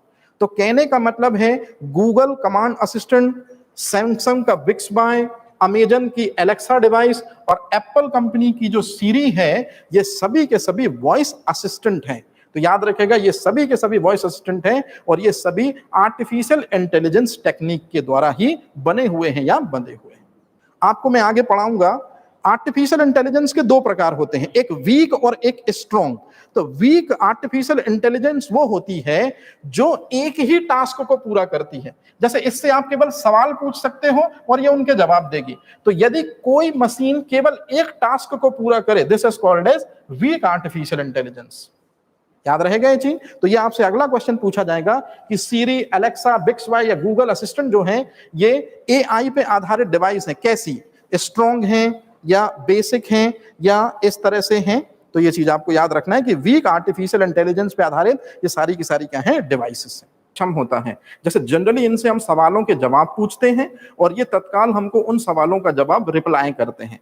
तो यदि कोई मशीन सिंपल तरीके से एक ही टास्क को कवर करे और उसका जवाब हमको दे, तो ये इस तरह की टेक्नोलॉजी आर्टिफिशियल इंटेलिजेंस में फिर वीक एआई के अंतर्गत आती है। तो ये चीज हमको बहुत अच्छे तरीके से पहले तो समझनी है और इसको ध्यान में रखना है। अब जो क्वेश्चन लिखे थे कल मैंने इनके बारे में आपको डिस्कस कराया था, ठीक है। अब चलते हैं आगे अगले क्वेश्चन की तरफ। अगला क्वेश्चन है, वर्ष 1997 में जब आर्टिफिशियल इंटेलिजेंस जैसी चीजें जो हैं उनको अपन कंप्यूटर सिस्टम के अंदर इंट्रोड्यूस करने की कोशिश कर रहे थे, तो एक चमत्कार सा हुआ कंप्यूटर की दुनिया में कि उस समय के जो ग्रैंड स्लैम खिताब से नवाजे गए व्यक्ति हैं रूस के गैरी कैस्परोव, उनको एक शतरंज के कंप्यूटर ने हरा दिया और जिस वजह से काफी चर्चा में रहा। 4 ऑप्शन आपके सामने हैं, डीप ब्लू, सी ब्लू, चैट रोबोट और IBM 200। जरा जल्दी से मेरे को आप कमेंट करके बताइए कि वो कौन सा दरअसल में सुपर कंप्यूटर है आर्टिफिशियल टेक्नोलॉजी पे बेस, जिसने उस समय के महानतम शतरंज के खिलाड़ी गैरी कैस्परोव को हरा दिया था वर्ष 1997 में। तो चले जरा जल्दी से मुझे सवाल का जवाब बताइए। एग्जैक्टली डीप ब्लू ज्यादातर लोगों का जवाब है डीप ब्लू, बिल्कुल सही है। अब इसका जरा डिस्क्रिप्शन देख लीजिए, बहुत इंपॉर्टेंट है ये चीज और काफी सारे एग्जाम्स में इसको पूछा जाता है। अगर मैं इसकी डिटेलिंग करूं तो ये दरअसल में उस समय का वाकया है जब 1997 का दौर चल रहा है। सुपर कंप्यूटर है एक जिसका नाम है डीप ब्लू, उसी के अंदर आर्टिफिशियल इंटेलिजेंस को इनबिल्ट किया गया और जिस कंपनी ने इसको बनाया था उसका नाम है IBM। ये बहुत इंपॉर्टेंट चीज है। तो IBM कंपनी के द्वारा बनाया गया जो कंप्यूटर आपको स्क्रीन में दिख रहा होगा डीप ब्लू, इसी ने दरअसल में उस समय के जो शतरंज विजेता थे, रूस के ग्रैंड स्लैम मास्टर खिताब से नवाजे गए व्यक्ति हैं गैरी कैस्परोव, उनको 6 सेटों में सीधे सीधे हरा दिया था इस सुपर कंप्यूटर ने। तो कहने का सीधा सीधा सा मतलब है कि वर्ष 1997 का जो साल था एक सुपर कंप्यूटर की एक ह्यूमंस पे जीत का साल था, जिसको उस समय सबसे ज्यादा क्या दी गई थी, तवज्जो दी गई थी। तो ये चीज अपन को बहुत अच्छे तरीके से याद भी रखनी है और इसको हमेशा के लिए माइंड में सेट भी करना है कि एक सुपर कंप्यूटर है जिसका नाम है डीप ब्लू, वर्ष 1997 की बात है। IBM कंपनी ने इसको बनाया था और उस समय के बहुत महान खिलाड़ी शतरंज विजेता जो है विश्व के, जिनका नाम है गैरी कैस्परोव, हालांकि ये रूस से आते हैं, उनको हराया था, जिस वजह से ये काफी चर्चा में रहा था। तो ये चीज आपको बहुत अच्छे से याद रखनी है, ठीक है। चलते हैं अगले क्वेश्चन की तरफ। हालांकि ये क्वेश्चन जो है ये करंट का बहुत इंपॉर्टेंट क्वेश्चन है। आपने कपिल देव का नाम जरूर सुना होगा और ये वही कपिल देव है जिन्होंने साल 1983 का वर्ल्ड कप इंडिया की झोली में लाकर दिया था। कुछ समय के लिए क्रिकेट के कोच भी थे और उसके बाद में फिर ये जो हैं बेहतर तरीके से कमेंट्री के दौर पे भी इंडिया को आगे बढ़ाने में हमेशा मदद करते हैं और काफी इंडियन क्रिकेट टीम के स्पोर्ट इवेंट में इनको देखा भी जाता है। तो हमारा अगला सवाल इन्हीं से संबंधित है कि जो हरियाणा का शेर है, नाम है जिसका कपिल देव, इसने वर्तमान में अभी एक कंपनी है जो आर्टिफिशियल इंटेलिजेंस को प्रमोट करती है, उसका उन्होंने पार्ट बनने की घोषणा की है या उसका वे पार्ट बन रहे हैं या इस कंपनी में उन्होंने निवेश किया है। तो क्वेश्चन पूछा जाएगा कि हाल ही में कपिल देव के द्वारा किस आर्टिफिशियल इंटेलिजेंस कंपनी में निवेश किया गया है। इस सवाल का जो सही जवाब है वो है हार्मोनाइजर इंडिया। तो हार्मोनाइजर इंडिया दरअसल में आर्टिफिशियल इंटेलिजेंस को प्रमोट करने वाली कंपनी है जिसका उपयोग जनरली मशीनों को बुद्धिमान बनाने के लिए किया जाता है। मतलब जो लैंग्वेजेस होती हैं, भाषा होती हैं जो कंप्यूटर की, उनको दरअसल में रोबोटिक सिस्टम या अपन कंप्यूटर के अंदर इनबिल्ट करके उनको बेहतर से बेहतर करने की कोशिश करते हैं। तो याद रखिएगा, हार्मोनाइजर इंडिया आर्टिफिशियल इंटेलिजेंस को प्रमोट करने वाली एक कंपनी है, जिसमें अभी हाल ही में कपिल देव ने क्या किया है, उसमें निवेश किया है या उसमें शेयरिंग की है। तो इसलिए ये क्वेश्चन जो है ये काफी इंपॉर्टेंट भी हमारे लिए हो जाता है। ये है, अगर आप देखें तो आर्टिफिशियल इंटेलिजेंस पर आधारित कंपनी है हार्मोनाइजर इंडिया, और इसी में दरअसल में कपिल देव ने क्या किया है, निवेश किया है। एक बार जरा आप अच्छे तरीके से इसको देख लें। चलते हैं आगे, इनको हरियाणा का शेर भी कहते हैं। अगला सवाल है, आर्टिफिशियल इंटेलिजेंस जो है उसके जरिए मशीनों की बुद्धिमत्ता को बेहतर बनाने की कोशिश करते हैं, उसका मापन किस टेक्नोलॉजी से करते हैं या कौन से टेस्ट से करते हैं? तो 4 ऑप्शन में से पहला है Turing test, now second one Vidal test, Algol test, और इनमें से कोई नहीं। तो ये चीज हमेशा याद रखिएगा। इस सवाल का जवाब मैं खुद ही बताता हूं आपको एग्जैक्टली, हालांकि आंसर शुरू हो गया है आना। पहला जो जवाब है ट्यूरिंग टेस्ट, इसी को सब लोग ज्यादातर ऑप्शन के रूप में देख रहे हैं, तो बिल्कुल सही है। आर्टिफिशियल इंटेलिजेंस जो मशीनों के अंदर इनबिल्ट की जाती है, जिससे मशीनें किस हद तक बुद्धिमान हुई हैं, इसको मेजर करने के लिए जो टेस्ट है उसका नाम है ट्यूरिंग टेस्ट। तो इस सवाल का जो बिल्कुल सही जवाब है वो ट्यूरिंग टेस्ट है। आप में से ज्यादातर लोगों का यही जवाब है, बिल्कुल सही। अब इसकी जरा डिटेलिंग आप देख लो कि ये है क्या, बहुत इंपॉर्टेंट है। स्लाइड में आपको एक नाम दिख रहा होगा, एक व्यक्ति का पिक्चर आपको दिख रहा होगा। इंग्लैंड से संबंधित यह व्यक्ति है जिसका नाम है एलन ट्यूरिंग। अपन ने शुरुआती समय में जब रोबोट के बारे में चर्चा की थी तो मैंने आपको बताया था, जिस व्यक्ति ने कंप्यूटर को बनाया है उसका नाम है चार्ल्स बेबेज। और चार्ल्स बेबेज भी ब्रिटेन मतलब इंग्लैंड से ताल्लुकात रखते हैं। उसी देश के हैं या हमवतन देश के हैं जिनका नाम है एलन ट्यूरिंग। और एल एम ट्यूरिंग जो हैं, इन्हीं ने दरअसल में सबसे पहली बार इस तरह का वक्तव्य दिया था कि मशीनों के अंदर भी वो क्षमता लाई जा सकती है जो क्षमता केवल और केवल इंसानों के पास है वर्तमान में, मतलब तर्क बुद्धि। तो तर्क बुद्धि की क्षमता मशीनों के अंदर भी इंट्रोड्यूस की जा सकती है यदि मशीनों के अंदर हम ह्यूमन इंटेलिजेंस के प्रोग्राम को इनबिल्ट कर दें। तो इस तरह की बातें सबसे पहले जिसने करी उसका नाम है एलन ट्यूरिंग। और एलन ट्यूरिंग के नाम पर ही दरअसल में ट्यूरिंग टेस्ट की संकल्पना आई। अब इसमें करते क्या है जरा समझ लीजिए। जैसे एक ये व्यक्ति है, इसको हमने एक टास्क परफॉर्म करने को दी, मान लो कोई लेख लिखने को दिया और इसको बोला कि अपने स्तर पर इस लेख को बेहतर तरीके से आप लिखकर हमें बताइए। तो ये वो ऑब्जर्वर है जो इस चीज को चेक करेगा। बिल्कुल सेम टास्क हमने एक मशीन को या एक कंप्यूटर को भी दी और उससे बोला कि आप भी संबंधित सब्जेक्ट पे बेहतर तरीके का हमको नोट दीजिए। तो फाइनल में ये ऑब्जर्वर जो होता है ये चेक करता है कि मशीन की संकल्पना या मशीन के द्वारा दी गई हाइपोथेसिस किस लेवल पे बेहतर हो गई है, या इंसान के जैसे सोचने और समझने की क्षमता में मशीन को कितनी हद तक महारत हासिल हो गया है, मतलब मशीन कितनी इंटेलिजेंट हो गई है। इस चीज को जिस टेस्ट से कंफर्म किया जाता है उसे हम ट्यूरिंग टेस्ट भी कहते हैं। तो ये चीज हमको बहुत अच्छे तरीके से याद रखनी है कि ट्यूरिंग टेस्ट वो टेस्ट है जो आर्टिफिशियल इंटेलिजेंस को मापने की या उसको एक्यूरेट करने की एक टेक्नोलॉजी है। हालांकि जब भी बात आती है ट्यूरिंग टेस्ट की तो हमेशा एलन ट्यूरिंग से पहले एक व्यक्ति का नाम आता है जो गणितज्ञ हैं, जिनका नाम है एलन टर्न। और एलन टर्न एक गणितज्ञ हैं और उन्होंने 1950 में ये बात बोली थी। और ये बात क्या थी कि कंप्यूटर भी इंसानों की तरह सोच सकते हैं और समझ सकते हैं। तो जिस दिन कंप्यूटर इंसानों की तरह सोच सकेंगे और समझ सकेंगे तो हम उनकी बुद्धि लब्धि या उनका आईक्यू चेक करेंगे। उस टेस्ट का नाम होगा टर्निंग टेस्ट। तो कहने का मतलब है कंप्यूटरों की बुद्धिमत्ता को चेक किया जाता है टर्निंग टेस्ट के द्वारा।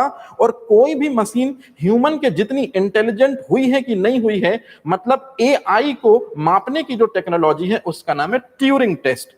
तो कहने का सीधा सीधा मतलब है कि ट्यूरिंग टेस्ट या टर्निंग टेस्ट दोनों के दोनों मशीनों के इंटेलिजेंस से ही संबंधित हैं। किस हद तक मशीनें इंटेलिजेंट हुई हैं, इनको हम इन दोनों टेस्ट की मदद से कंफर्म कर सकते हैं। बस आपको याद ये रखना है कि टर्निंग टेस्ट के लिए वर्डिंग एलन टर्न ने दी थी जो 1950 की संकल्पना पे बेस है, और ट्यूरिंग टेस्ट की अवधारणा दी थी एलन ट्यूरिंग ने, जिनको आधुनिक कंप्यूटर का पिता हम कहते हैं या जिनको इलेक्ट्रॉनिक कंप्यूटर का पिता भी हम कहते हैं। तो ये चीज अपन को क्या करनी है, तैयार करनी है, या ये चीज हमको बहुत अच्छे तरीके से समझनी है। तो आपको सिंपल सी जो चीज याद रखनी है कि ट्यूरिंग टेस्ट के जरिए आर्टिफिशियल इंटेलिजेंस को क्या किया जाता है, मेजर किया जाता है या मापा किया जाता है। इसमें दो व्यक्तियों का नाम निकलकर सामने आता है, एक गणितज्ञ है जिनका नाम है एलन टर्न और दूसरे व्यक्ति का नाम है आधुनिक कंप्यूटर के जनक हैं और इन्हीं को बोला जाता है इलेक्ट्रॉनिक कंप्यूटर का फादर जिनका नाम है एलन ट्यूरिंग। याद रखिएगा एलन ट्यूरिंग ब्रिटेन के हैं और चार्ल्स बेबेज भी कहां के थे, ब्रिटेन के थे। ये क्वेश्चन नहीं है, दरअसल में एक इंफॉर्मेशन है जिसको आपको हमेशा याद रखना है। और जब भी आर्टिफिशियल इंटेलिजेंस आप मेंस में कभी लिखें तो इस क्वेश्चन का डिस्क्रिप्शन आपको जरूर याद रखना है और आप उसको जरूर मेंस में एज अ लैंग्वेज के रूप में अपने आंसर में उसको जगह जरूर दें। हालांकि पहले आप क्वेश्चन देख लें, क्वेश्चन क्या पूछा जाता है। एक गेम्स होता है जिसको चेकर्स गेम कहते हैं। चेकर्स गेम खेलने के लिए या चेकर्स गेम को जनरली कंप्यूटर में वर्तमान समय में बहुत ज्यादा खेला जाता है। तो चेकर्स गेम को खेलने के लिए चेकर्स ड्राफ्ट प्रोग्राम इनमें से किस व्यक्ति ने बनाया था? याद रखेंगे ये चीज, पहली तो चीज कि चेकर्स गेम बिल्कुल उसी तरह का एक गेम है जिस तरह का गेम शतरंज होता था। हालांकि शतरंज से थोड़ा सा अलग है ये गेम, अपन इसके बारे में देखेंगे। तो चेकर्स गेम को खेलने हेतु एक प्रोग्राम डिजाइन किया था। याद रखिएगा चेकर्स ड्राफ्ट प्रोग्राम ये आर्टिफिशियल इंटेलिजेंस पे बेस्ड था, इसलिए हम इस सवाल को पढ़ रहे हैं। तो चेकर्स गेम को खेलने के लिए जो प्रोग्राम डिजाइन किया था चेकर्स ड्राफ्ट प्रोग्राम, जो आर्टिफिशियल इंटेलिजेंस टेक्नोलॉजी पे बेस्ड था, जिसने सबसे पहले ये प्रोग्राम बनाया उस व्यक्ति का नाम क्या है? तो जरा चार ऑप्शन में से मेरे को जल्दी से बताएं कि वो कौन सा व्यक्ति है जिसने चेकर्स ड्राफ्ट प्रोग्राम की संकल्पना सबसे पहले दी थी और आर्टिफिशियल इंटेलिजेंस से बने खेलों से भी व्यक्ति की बोरियत और उसको काफी हैप्पीनेस महसूस हो सकती थी उस टाइम पे। एग्जैक्टली आंसर आने शुरू हो गए हैं, जरा देखते हैं क्या क्या जवाब आ रहे हैं। ज्यादातर लोगों का A1, कई लोग डी आंसर में भी जा रहे हैं। बिल्कुल नहीं मेरे भाई, एक बात याद रखेगा, इस सवाल का जो जवाब है न तो हर्बर्ट साइमन है, मतलब डी ऑप्शन नहीं होगा। जॉन मैकार्थी आर्टिफिशियल इंटेलिजेंस का पिता है, इन्होंने किसी तरह का कोई प्रोग्राम नहीं बनाया था। याद रखिएगा चेकर्स गेम को खेलने के लिए checkers draft program artificial intelligence से जिस व्यक्ति ने बनाया था उसका नाम है क्रिस्टोफर स्ट्रेची। और क्रिस्टोफर स्ट्रेची के जो बड़े भाई थे उनकी डेथ हो गई थी सेकेंड वर्ल्ड वॉर में। तो सेकेंड वर्ल्ड वॉर में डेथ हो जाने के कारण बड़े भाई की ये काफी ज्यादा, इनका दिमाग जो है वो दुनियादारी से हट गया। फिर ये बिल्कुल किसी तीसरी ही तरह से सोचने विचारने लगे और तभी इनके दिमाग में ये चीज आई कि बहुत सारे लोगों का जब खो जाती हैं इंपॉर्टेंट चीजें तो उनके जीवन में जो नीरसता होती है या उनके जीवन में जो खालीपन होता है उसको किस तरह से दूर किया जा सके। तो फिर इन्होंने ही बनाया था चेकर्स गेम। अब ये क्या होता है इसको जरा जल्दी से देख लीजिए। पहले तो इस सवाल का जो सही जवाब है मैंने आपको क्लियर कर दिया। आप में से ज्यादातर लोगों का आंसर था जॉन मैकार्थी। बिल्कुल भी नहीं, जॉन मैकार्थी आर्टिफिशियल इंटेलिजेंस के पिता हैं। आर्टिफिशियल इंटेलिजेंस शब्द भी उन्हीं ने दिया है, लेकिन चेकर्स गेम के लिए चेकर्स ड्राफ्ट प्रोग्राम ना तो जॉन मैकार्थी ने बनाया था ना हर्बर्ट साइमन ने बनाया था। आंसर याद रखिएगा, जिसका बड़ा भाई सेकेंड वर्ल्ड वॉर में खो गया था वही छोटे भाई ने दरअसल ये प्रोग्राम बनाया था जिनका नाम है क्रिस्टोफर स्ट्रेची। अब ये है क्या, तो जरा देखिए, ये जो सामने आपको स्क्रीन पे दिख रहा है जस्ट लाइक कंप्यूटर के जैसे, माफी चाहता हूं, शतरंज के जैसा ही आपको ये गेम दिख रहा है, लेकिन शतरंज से थोड़ी सा अलग होता है ये गेम। क्यों? क्योंकि शतरंज में आपने देखा होगा बहुत सारे प्यादे होते हैं, बहुत सारे राजा रानी और उसके साथ में हाथी घोड़े और ऊंट होते हैं। इस खेल में दरअसल में 12 जो होती हैं इस तरह के बटन लाइक स्ट्रक्चर होते हैं जो मेन कहलाती हैं, गोटी कहलाती हैं। तो 12 गोटियां इस साइड में होती हैं एक पक्षकार के पास और 12 गोटियां दूसरे पक्षकार के पास होती हैं। और इस गेम को जब भी चला जाता है तो गोटियां जो होती हैं हमेशा सीधे मार नहीं करती, या तो तिरछे ऐसे चलेंगी और या तो इस तरह से चलेंगी। तो कहने का मतलब है ये मनोरंजन पर आधारित एक गेम था जिस जिसको सबसे पहले आर्टिफिशियल इंटेलिजेंस तकनीक देकर इसको कंप्यूटर सिस्टम में इनबिल्ट करने की कोशिश की थी क्रिस्टोफर स्ट्रेची ने। तो ये उसका चित्र है। और सबसे इंपॉर्टेंट चीज है कि यदि आपसे पूछा जाए कि ये गेम की संकल्पना इनके दिमाग में कहां से आई, तो आंसर है लोगों का काफी खाली समय जाता था, वो बोर होते रहते थे, तो जिस वजह से उनके जीवन की नीरसता दूर हो जाए, तो इसलिए उन्होंने ये गेम, इसे कहते हैं चेकर्स ड्राफ्ट गेम, और चेकर्स ड्राफ्ट गेम के लिए ही प्रोग्राम आर्टिफिशियल इंटेलिजेंस पे बनाया था क्रिस्टोफर स्ट्रेची ने। तो क्रिस्टोफर स्ट्रेची भी उसी देश से ताल्लुकात रखते हैं जहां से ताल्लुकात रखते हैं हमारे एलन ट्यूरिंग, जहां से ताल्लुकात रखते हैं हमारे व्यक्ति का नाम है जिसने कंप्यूटर बनाया था चार्ल्स बेबेज, और फाइनल में क्रिस्टोफर स्ट्रेची भी उसी देश से संबंधित व्यक्ति हैं, मतलब ब्रिटेन। तो ये चीज आप याद रखेंगे बहुत अच्छे तरीके से। एग्जैक्टली चलते हैं नेक्स्ट क्वेश्चन की तरफ। ये क्वेश्चन जो है ये करंट का बहुत इंपॉर्टेंट क्वेश्चन है। हालांकि घटना जो है ये 2010 और 2014, ये 2 सन आपको याद रखने होंगे। इसका डिस्क्रिप्शन जब मैं आपको बताता हूं तो बहुत अच्छे से चीजें क्लियर करूंगा कि दरअसल में हुआ क्या। पहले आप सवाल देखिए, ब्रिटेन की एक कंपनी है जो आर्टिफिशियल इंटेलिजेंस को प्रमोट करती है मशीनों में, नाम है डीप माइंड कंपनी। तो डीप माइंड कंपनी जो ब्रिटेन की है, उसी को अमेरिका की कंपनी गूगल ने किस वर्ष खरीदा था? तो पहले तो आप बहुत अच्छे तरीके से इस वर्ड से रूबरू हो जाओ या इन वर्डों से रूबरू हो जाओ कि डीप माइंड कंपनी ब्रिटेन की है, इसको खरीदा है अमेरिका की कंपनी गूगल ने। अब जरा जल्दी से सवालों का जवाब दीजिए कि 2010, 2011, 2012, 2014 किस सन में दरअसल में अमेरिका की कंपनी गूगल ने ब्रिटेन की डीप माइंड कंपनी को खरीदा है? एग्जैक्टली 2010 भी ऑप्शन में आ रहा है, अमन यादव दे रहे हैं, लेकिन शिवानी जो हैं वो डी आंसर को राइट बता रही हैं। ठीक है, पंकज भी 2014 मतलब डी आंसर को राइट बता रहे हैं। ठीक है, सबसे पहले आप इस सवाल का सही जवाब देखें, और इसमें निश्चित रूप में फंसने वाली चीज थी जिसको जानबूझ के मैंने ऐड किया था। तो सबसे पहले ब्रिटेन की जो डीप माइंड कंपनी है उसको अमेरिका की कंपनी गूगल ने जिस सन में खरीदा था वो है 2014। तो इस सवाल का जो सही जवाब है वो है 2014। अब इसका जब हम डिस्क्रिप्शन देखेंगे तो कम से कम हमको 5 क्वेश्चन मिलेंगे उसके डिस्क्रिप्शन में। सो प्लीज तैयार रहिएगा इस चीज के लिए, क्योंकि ज्यादातर लोगों का जवाब ए भी आ रहा है और डी भी आ रहा है, तो मैं बिल्कुल क्लियर कर दूं कि सच्चाई है क्या। तो चलिए जरा जल्दी से इस राज से पर्दा उठाते हैं, देखो जरा क्या है इसका आंसर, या क्या है दरअसल में इसको लेकर सारी की सारी क्लियरिटी या अवधारणा। तो चलिए शुरू करते हैं। दरअसल में ब्रिटेन की एक कंपनी है जिसका नाम है डीप माइंड। याद रखिएगा, चूंकि हमारा चैप्टर आर्टिफिशियल इंटेलिजेंस है, तो निश्चित रूप में ये कंपनी जो है ये आर्टिफिशियल इंटेलिजेंस को प्रमोट करने वाली है। मतलब मशीनों के अंदर, रोबोट के अंदर आर्टिफिशियल इंटेलिजेंस को इनबिल्ट करने वाली ये क्या है, कंपनी है। तो ब्रिटेन की जो डीप माइंड कंपनी है, याद रखिएगा, ये बनी थी 2010 में। ज्यादातर लोगों का जवाब जो 2010 आ रहा था वो 2010, अच्छे से देख लीजिए कि 2010 में ब्रिटेन में या इंग्लैंड में दरअसल में डीप माइंड कंपनी की एस्टेब्लिशमेंट हुई थी। क्लियर है ये चीज? अब चलते हैं आगे। इसका कार्य क्या था? आर्टिफिशियल इंटेलिजेंस को विकसित करना, परंतु किस में? याद रखिएगा, मशीनों में। और मशीनों का मतलब पूरे के पूरे आर्टिफिशियल इंटेलिजेंस में 2 ही मतलब होते हैं, या तो रोबोटिक सिस्टम या तो कंप्यूटर सिस्टम। अब सवाल पैदा होता है, तीसरा इंपॉर्टेंट क्वेश्चन है, इसका मुख्यालय कहां है? तो डीप माइंड का जो मुख्यालय है वो कहां पर है? लंदन में है। लेकिन यदि मैं आपसे पूछूं कि 4 साल के बाद, तो 2010 से 4 साल मतलब कितना हो जाता है? 2014। अमेरिकी कंपनी गूगल जो है वो आगे बढ़कर इस डीप माइंड कंपनी को ब्रिटेन से खरीद लेती है और फाइनल में नया नाम देती है गूगल डीप माइंड।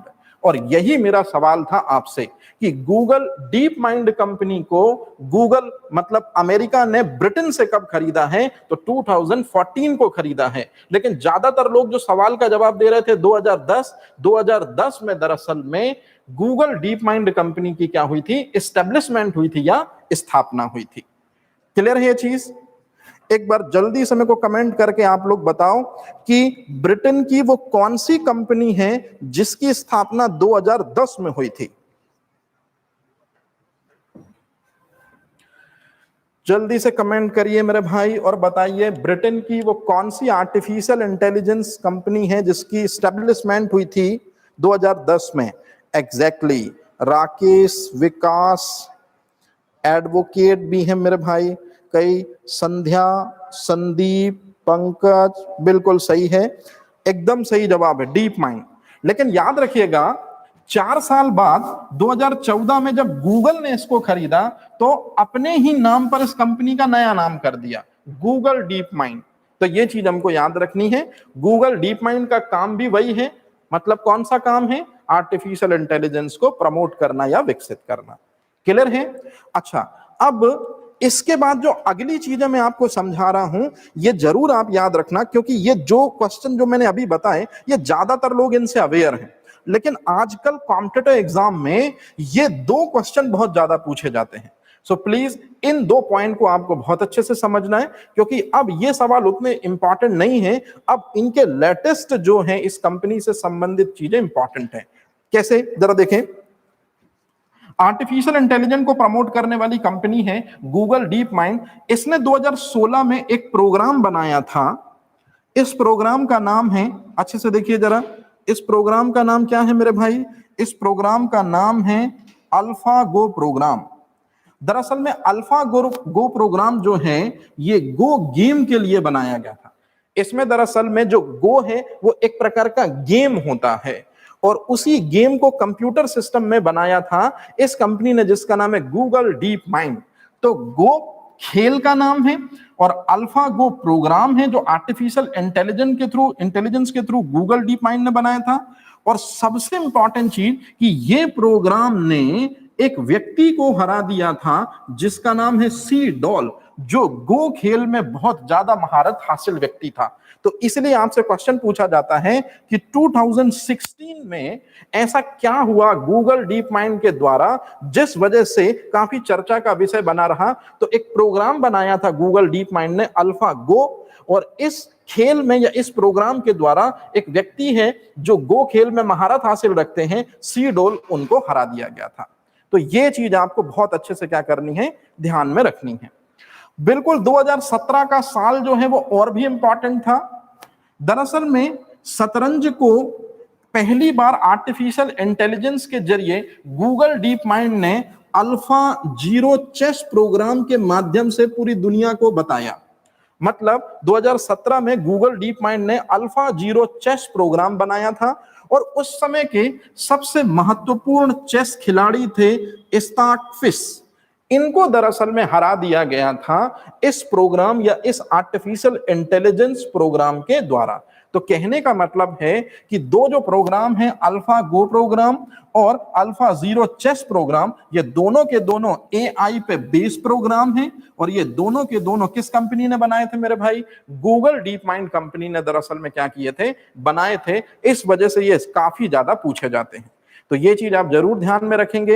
एक बार जरा फिर से मेरे को जल्दी से आप में से ज्यादातर लोग जवाब देके मेरे को बताएं वो कौन से 2 प्रोग्राम हैं जो गूगल डीप माइंड कंपनी ने बनाए थे और जिन्होंने 2016 और 17 में रिस्पेक्टेबल सीडोल और स्टार्कफिश को हराया था। तो जरा जल्दी से आप मुझे बताएं कि कौन कौन से वो 2 प्रोग्राम हैं।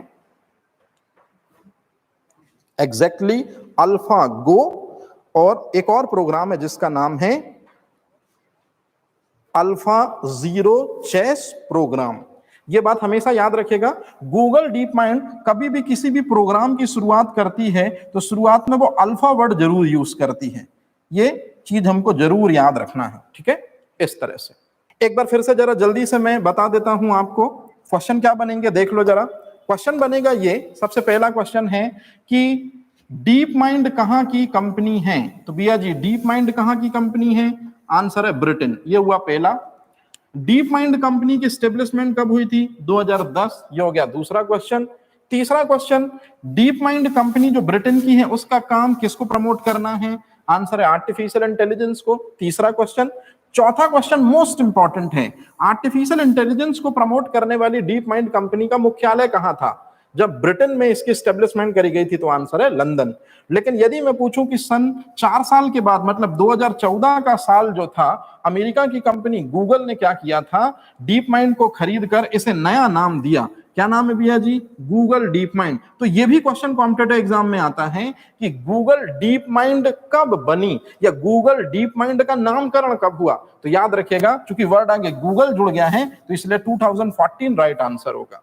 और यदि मैं आपसे पूछूं कि गूगल डीप माइंड ने 16 में कौन सा प्रोग्राम बनाया था, निश्चित रूप में अल्फा गो प्रोग्राम बनाया था और अल्फा जीरो चेस प्रोग्राम बनाया था एक साल बाद, मतलब 17 में।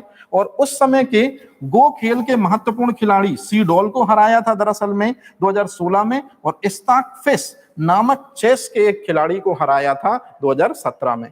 तो जिस वजह से ये कंपनी जो थी ये काफी चर्चा में थी। चलते हैं नेक्स्ट क्वेश्चन की तरफ। अगला जो क्वेश्चन है बहुत आसान है, बहुत सिंपल है। मैंने आपको पहले भी ये चीज बताई थी, एक बार फिर से जरा मैं आपको रिवाइज कर रहा हूं। बिल्कुल सही है विकास, बिल्कुल सही है आंसर मेरे भाई। आर्टिफिशियल इंटेलिजेंस को प्रमोट करने वाली जो कंपनी है, तो आर्टिफिशियल इंटेलिजेंस को जो प्रमोट करने वाली कंपनी, माफी चाहता हूं, आर्टिफिशियल इंटेलिजेंस को जो प्रमोट करने वाली संस्था है और रोबोटिक सिस्टम को भी जो प्रमोट करने वाली संस्था है, याद रखिएगा वो DRDO का एक पार्ट है जिसका नाम है कायरो। तो कायरो की जो एस्टेब्लिशमेंट है या कायरो की स्थापना जो है, मैंने आपको बताया था वर्ष 1986 में हुई थी। ये रोबोटिक्स पढ़ाते समय मैंने आपको वहां क्लियर कराया था। एक बार फिर से वही सवाल आपके सामने लिखा है कि CAIRO मतलब आर्टिफिशियल इंटेलिजेंस और रोबोटिक सिस्टम पे बेस्ड जो संस्था है, इसका हेड ऑफिस कहां है? तो ज्यादातर लोगों का जवाब है वन। तो याद रखिए, मैंने रोबोटिक में भी आपको बताया था कि इस सवाल का जो सही जवाब है वो बेंगलुरु है। मतलब आर्टिफिशियल इंटेलिजेंस और रोबोटिक सिस्टम को आगे बढ़ाने वाली संस्था जो है कायरो, उसका हेड ऑफिस जो है वो बेंगलुरु है और जो सब ऑफिस है वो दरअसल में हैदराबाद है। तो ये चीज आप जरूर याद रखेंगे, ये मैंने रोबोटिक्स में भी आपको पढ़ाते समय बताया था। तो इस सवाल का जो सही जवाब होगा वो क्या होगा? बेंगलुरु। तो ये चीज हमें ध्यान रखनी है। हैदराबाद तब ऑप्शन सही होगा जब बेंगलुरु ऑप्शन में ना दिया हो। तो एक बार फिर से जरा ये चीज मेरे को क्लियर करके बताइए। बेंगलुरु में दो चीज के हेड ऑफिस और हैं, एक इसरो का हेड ऑफिस है और एक आईसैक का हेड ऑफिस है और एक HAL का हेड ऑफिस है। अब ये क्या चीजें हैं, ये जरा आप एक बार अपने घर पे इनका आंसर खंगालिएगा एग्जैक्टली कि बेंगलुरु में कायरो के अलावा तीन चीजों का और हेड ऑफिस है। इसरो का भी हेड ऑफिस है, आईसैक का भी हेड ऑफिस है और हाल का भी हेड ऑफिस है। तो ये चीज जरूर आपको क्या करना है, ध्यान में रखना है या ये चीज याद रखनी है। क्लियर है ये चीज? चलते हैं आगे, शुरुआत करते हैं। कायरो जो है इसका हेड ऑफिस कहां पर है, ये चीज आपको बिल्कुल क्लियर होगी। स्थापना कब हुई थी, ये चीज भी बहुत इंपॉर्टेंट है। और याद रखिएगा, आर्टिफिशियल इंटेलिजेंस को बढ़ाने वाला केंद्र तो है ही है कायरो, इसे ही भारत की रोबोटिक प्रयोगशाला भी कहते हैं। तो मैंने आपको जब रोबोटिक्स पढ़ाया था तब भी ये चीज बताई थी बहुत अच्छे तरीके से, सफिशिएंट। और अब भी बता रहा हूं कि याद रखिएगा, ये सबसे एडवांस क्वेश्चन है जो कायरो से बनता है कि कायरो का हेड ऑफिस कहां है, ये सबको पता है। लेकिन इसी को पूछने का तरीका यदि इस तरह से हो जाए कि भारत की रोबोटिक प्रयोगशाला कहां पर है, तो याद रखिएगा बहुत कम लोग इस सवाल का आंसर क्लिक कर पाएंगे, लेकिन आंसर होगा यही 1986 बेंगलुरु। क्लियर है ये चीज? इस तरह से क्वेश्चन है, एक बार पहले मैं आपको बता रहा हूं, जरा देख लो। क्वेश्चन है, दो कंपनियों का नाम आपको दिख रहा होगा। पहली कंपनी है स्पेस एक्स और दूसरी कंपनी है टेस्ला। तो स्पेस एक्स और टेस्ला कंपनी का जो मालिक है उसी का नाम मैंने सवाल में आपसे पूछा है। और याद रखिएगा, इसमें से जो टेस्ला कंपनी है वो आर्टिफिशियल इंटेलिजेंस पर कार्य करने वाली कंपनी है। तो टेस्ला जो है वो आर्टिफिशियल इंटेलिजेंस पर कार्य करने वाली कंपनी है और जिसके फाउंडर हैं एलन मस्क। तो जो एलन मस्क हैं वो व्यक्ति जो हैं ये टेस्ला कंपनी के भी मालिक हैं और स्पेस एक्स के भी मालिक हैं। और इसी कंपनी की अभी सबसे खासियत बात ये आ रही है कि इसी व्यक्ति की जो टेस्ला कंपनी है उसने एक ऐसी कार बनाई है जिसमें ड्राइवर नहीं है, मतलब ड्राइवर लेस और वो खुद आर्टिफिशियल इंटेलिजेंस से जीपीएस सिस्टम से कमांड मोड के आधार पर खुद आगे बढ़कर चलती है, तो उस कार का नाम क्या है? तो 4 ऑप्शन में पहला है रेंज रोवर, दूसरा है टेस्ला, तीसरा फिएट कार और चौथा है ऑडी। तो जरा जल्दी से इस सवाल का जवाब बताएं कि टेस्ला कंपनी का जो मालिक है एलन मस्क, उसने आर्टिफिशियल इंटेलिजेंस को प्रमोट करते हुए कौन सी कार बनाई थी? एग्जैक्टली कई लोगों ने तो कार के साथ आंसर भेजा है टेस्ला कार, बिल्कुल सही है। जरा आंसर भी इसका देख लीजिए। तो सबसे पहले इस सवाल का जो सही जवाब है वो सेकंड, मतलब टेस्ला कार है इस सवाल का सही जवाब। अब इसके बाद आते हैं इंपॉर्टेंट चीज पे प्लीज। सबसे पहले तो आप एक व्यक्ति का पिक्चर आपको दिख रहा होगा, एलन मस्क। ये एलन मस्क जो हैं ये अमेरिका के हैं। ये पहला क्वेश्चन तो ये हो गया सिंपल सा। और इन्हीं ने एक कंपनी बनाई जो आर्टिफिशियल इंटेलिजेंस को प्रमोट करती है, जिसका नाम है टेस्ला। और टेस्ला कंपनी ने ही बनाई थी टेस्ला कार। और इस कार की खासियत है कि इस कार में ड्राइवर नहीं है, मतलब जो ये कार है ये बिना ड्राइवर के चलती है और इसमें आर्टिफिशियल इंटेलिजेंस और बहुत सारे सेंसर यूज हैं। मार्ग में यदि कोई सामने से यदि वस्तु आ जाए तो सेंसर उसको एब्जॉर्ब कर लेते हैं या उसको देखकर पहले ही गाड़ी को क्या कर देते हैं, स्टॉप कर देते हैं। जीपीएस सिस्टम मतलब सैटेलाइट के कनेक्शन के थ्रू ये कार लगातार क्या करती है, आगे बढ़ती है। तो आपसे क्वेश्चन पूछा है मैंने इतना मात्र कि जो आर्टिफिशियल इंटेलिजेंस पे चलने वाली पहली कार है उसका नाम था टेस्ला कार। इसको लॉन्च कब किया गया? तो आंसर है 1 जुलाई 2013। ये डेट आपको याद रखनी है। जनरली हमारे स्कूल सत्र की शुरुआत 1 जुलाई से होती है, तो 1 जुलाई 2013 को दरअसल में ये कार जो है वो क्या की गई थी, लॉन्च की गई थी। तो ये चीज हमको बहुत अच्छे तरीके से समझनी है और इसको तैयार भी करना है। अब जरा जल्दी से मैं आपको 2 क्वेश्चन और बता रहा हूं, जरा समझने की कोशिश करना। एक जो चित्र आप देख रहे हो ये वाला चित्र, ये गूगल नेस्ट है।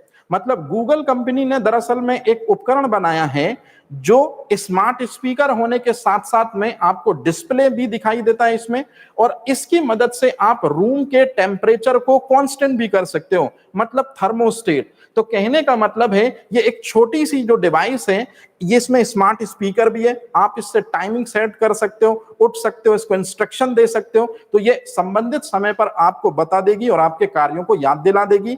चीजें इसमें आपको दिख भी जाती हैं अगर आप कोई शेड्यूल या कोई चीज अगर आप इसमें सेट कर देते हो, और टेम्परेचर का कंट्रोल भी आप इसके जरिए कर सकते हो। मतलब गूगल नेस्ट जो है, जो आर्टिफिशियल इंटेलिजेंस पे बेस एक मशीन है, इसको गूगल ने लॉन्च किया था 2010 में। और 2010 से 5 साल पहले मतलब 8 फरवरी 2005 को गूगल ने ही पहली बार गूगल मैप यूज करने के लिए मोबाइल फोन में हमको इजाजत दी थी। तो दरअसल में गूगल मैप जो है ये भी आर्टिफिशियल इंटेलिजेंट पे अपन बिना पूछे किसी भी से भी मोबाइल में यदि जीपीएस सिस्टम हो तो बड़े आराम से हम अपना रास्ता स्वयं तय कर सकते हैं बिना किसी व्यक्ति की मदद से। तो कहने का मतलब है गूगल मैप और गूगल नेस्ट ये दोनों के दोनों आर्टिफिशियल इंटेलिजेंस पे बेस्ड दरअसल में प्रोग्राम है, जिसमें से गूगल नेस्ट को बनाया गया था या लॉन्च किया गया था 2010 में, और 8 फरवरी 2005 में लॉन्च किया गया था गूगल मैप को।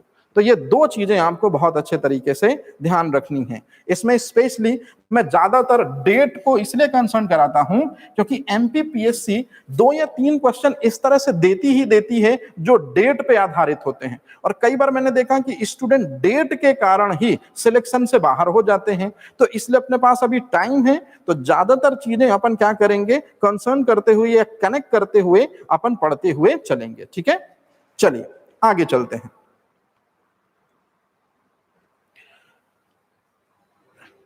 सवालों के जवाब खासतौर से उस समय तब बढ़ जाते हैं जब हमारी ट्रेन होती है लेट, और फिर अपन काउंटर पर पहुंचकर जहां पर जनरली अपन टिकट लेते हैं तो अपन सब्जेक्ट अपने आंसर जो अपने सवाल जो हैं वो पूछने की कोशिश करते हैं। तो चूंकि भीड़ एक साथ उमड़ती है तो हमारे सवालों के ज्यादातर जवाब नहीं मिल पाते हैं। तो इसी समस्या को ध्यान में रखते हुए आईआरसीटीसी ने मतलब भारतीय रेलवे ने ग्राहकों के सवालों और उनके जवाबों के लिए आर्टिफिशियल इंटेलिजेंस तकनीक पे आधारित एक चैट बोर्ड तैयार किया था। सवाल हमारा यही है कि जो ये चैट बोर्ड है जिसका नाम है आस्क दीक्षा, इसको दरअसल में कब लॉन्च किया गया था? तो हिंदी में लॉन्च किया गया था 2018 में, अंग्रेजी में लॉन्च किया गया था 2018 में, हिंदी में लॉन्च किया गया था 2017 में, अंग्रेजी में लॉन्च किया गया था 2017 में। मतलब कब लॉन्च किया गया था आस्क दीक्षा? दरअसल में आर्टिफिशियल इंटेलिजेंस पे काम करने वाला एक चैट बोर्ड है, जिससे अपन मतलब जनरली यात्री जो लेट हो रहे हैं या ट्रेन का टाइम या ट्रेन से संबंधित कोई भी इंफॉर्मेशन चाहिए तो वो इस चीज से बड़े आराम से पूछ सकते थे और ये उनके सवालों के जवाब देती। तो जरा जल्दी से बताइए कि आस्क दीक्षा चैट बोर्ड जो है उसको शुरू कब किया गया था? रेलवे से संबंधित यदि कोई भी सवाल की क्वेरी आपको पूछनी है आईआरसीटीसी से, तो याद रखिएगा अब रेलवे ने एक चैट बोर्ड बनाया है जिसका नाम है आस्क दीक्षा, और ये आस्क दीक्षा को लॉन्च किया गया था 2018 में, और शुरुआत में इसको अंग्रेजी में लॉन्च किया गया था। अब दरअसल में ये है क्या चैट बोर्ड?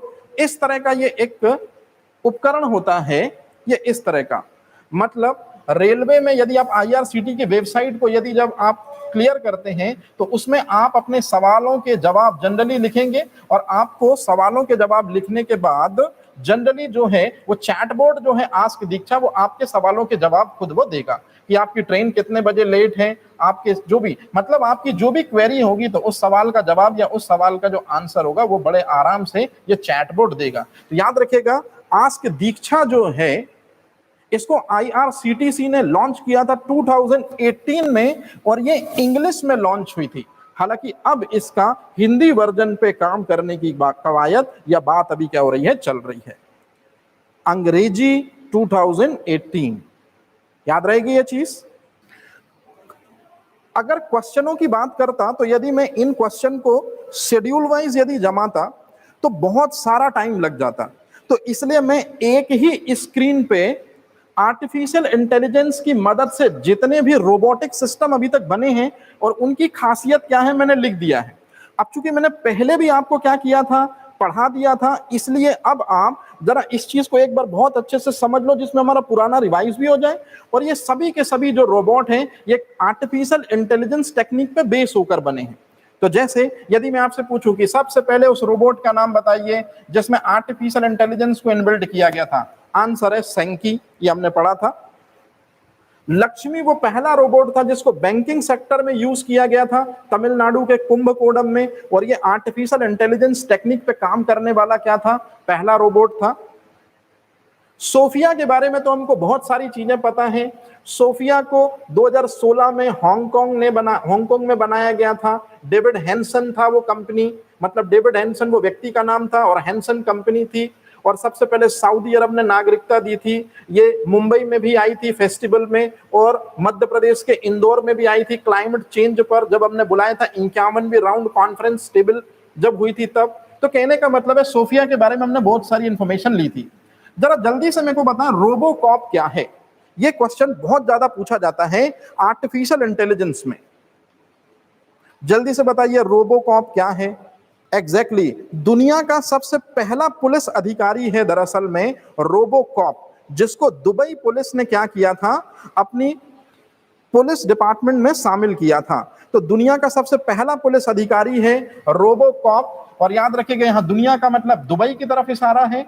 इसी रोबोकॉप से इंस्पायर होकर बनाया हमने कैपी बोर्ड। तो कैपी बोर्ड भारत का पहला रोबोट है या भारत का पहला पुलिस अधिकारी रोबोट है जो आर्टिफिशियल इंटेलिजेंस टेक्निक पे बनाया गया है। वर्तमान समय में केरल में ये काम कर रहा है। क्लियर है। और लास्ट है व्योम मित्र। तो व्योम मित्र जो है भारत 2022 में गगनयान करेगा, जिसमें अंतरिक्ष यात्रियों के साथ हम कहां पहुंचेंगे, अंतरिक्ष में। तो पहली बार 3 अंतरिक्ष यात्रियों की मदद के लिए एक महिला अंतरिक्ष यात्री जो रोबोट के रूप में अंतरिक्ष में जाएगी, द नेम इज व्योम मित्र। तो व्योम मित्र जिसको हाफ ह्यूमनाइड भी कहते हैं, ये दरअसल में हाफ ह्यूमनाइड के साथ साथ में ये आर्टिफिशियल इंटेलिजेंस पे काम करने वाला एक रोबोटिक सिस्टम भी है, जिसको जल्दी ही इसरो क्या करेगा, अंतरिक्ष में भेजेगा। अब आपसे एक क्वेश्चन पूछा जाता है व्योम मित्र रोबोट को किसने लॉन्च किया था? आंसर है 1969 में बना था। हेड ऑफिस है बेंगलुरु, नाम है इसरो। तो ये चीज आप जरूर याद रखेंगे।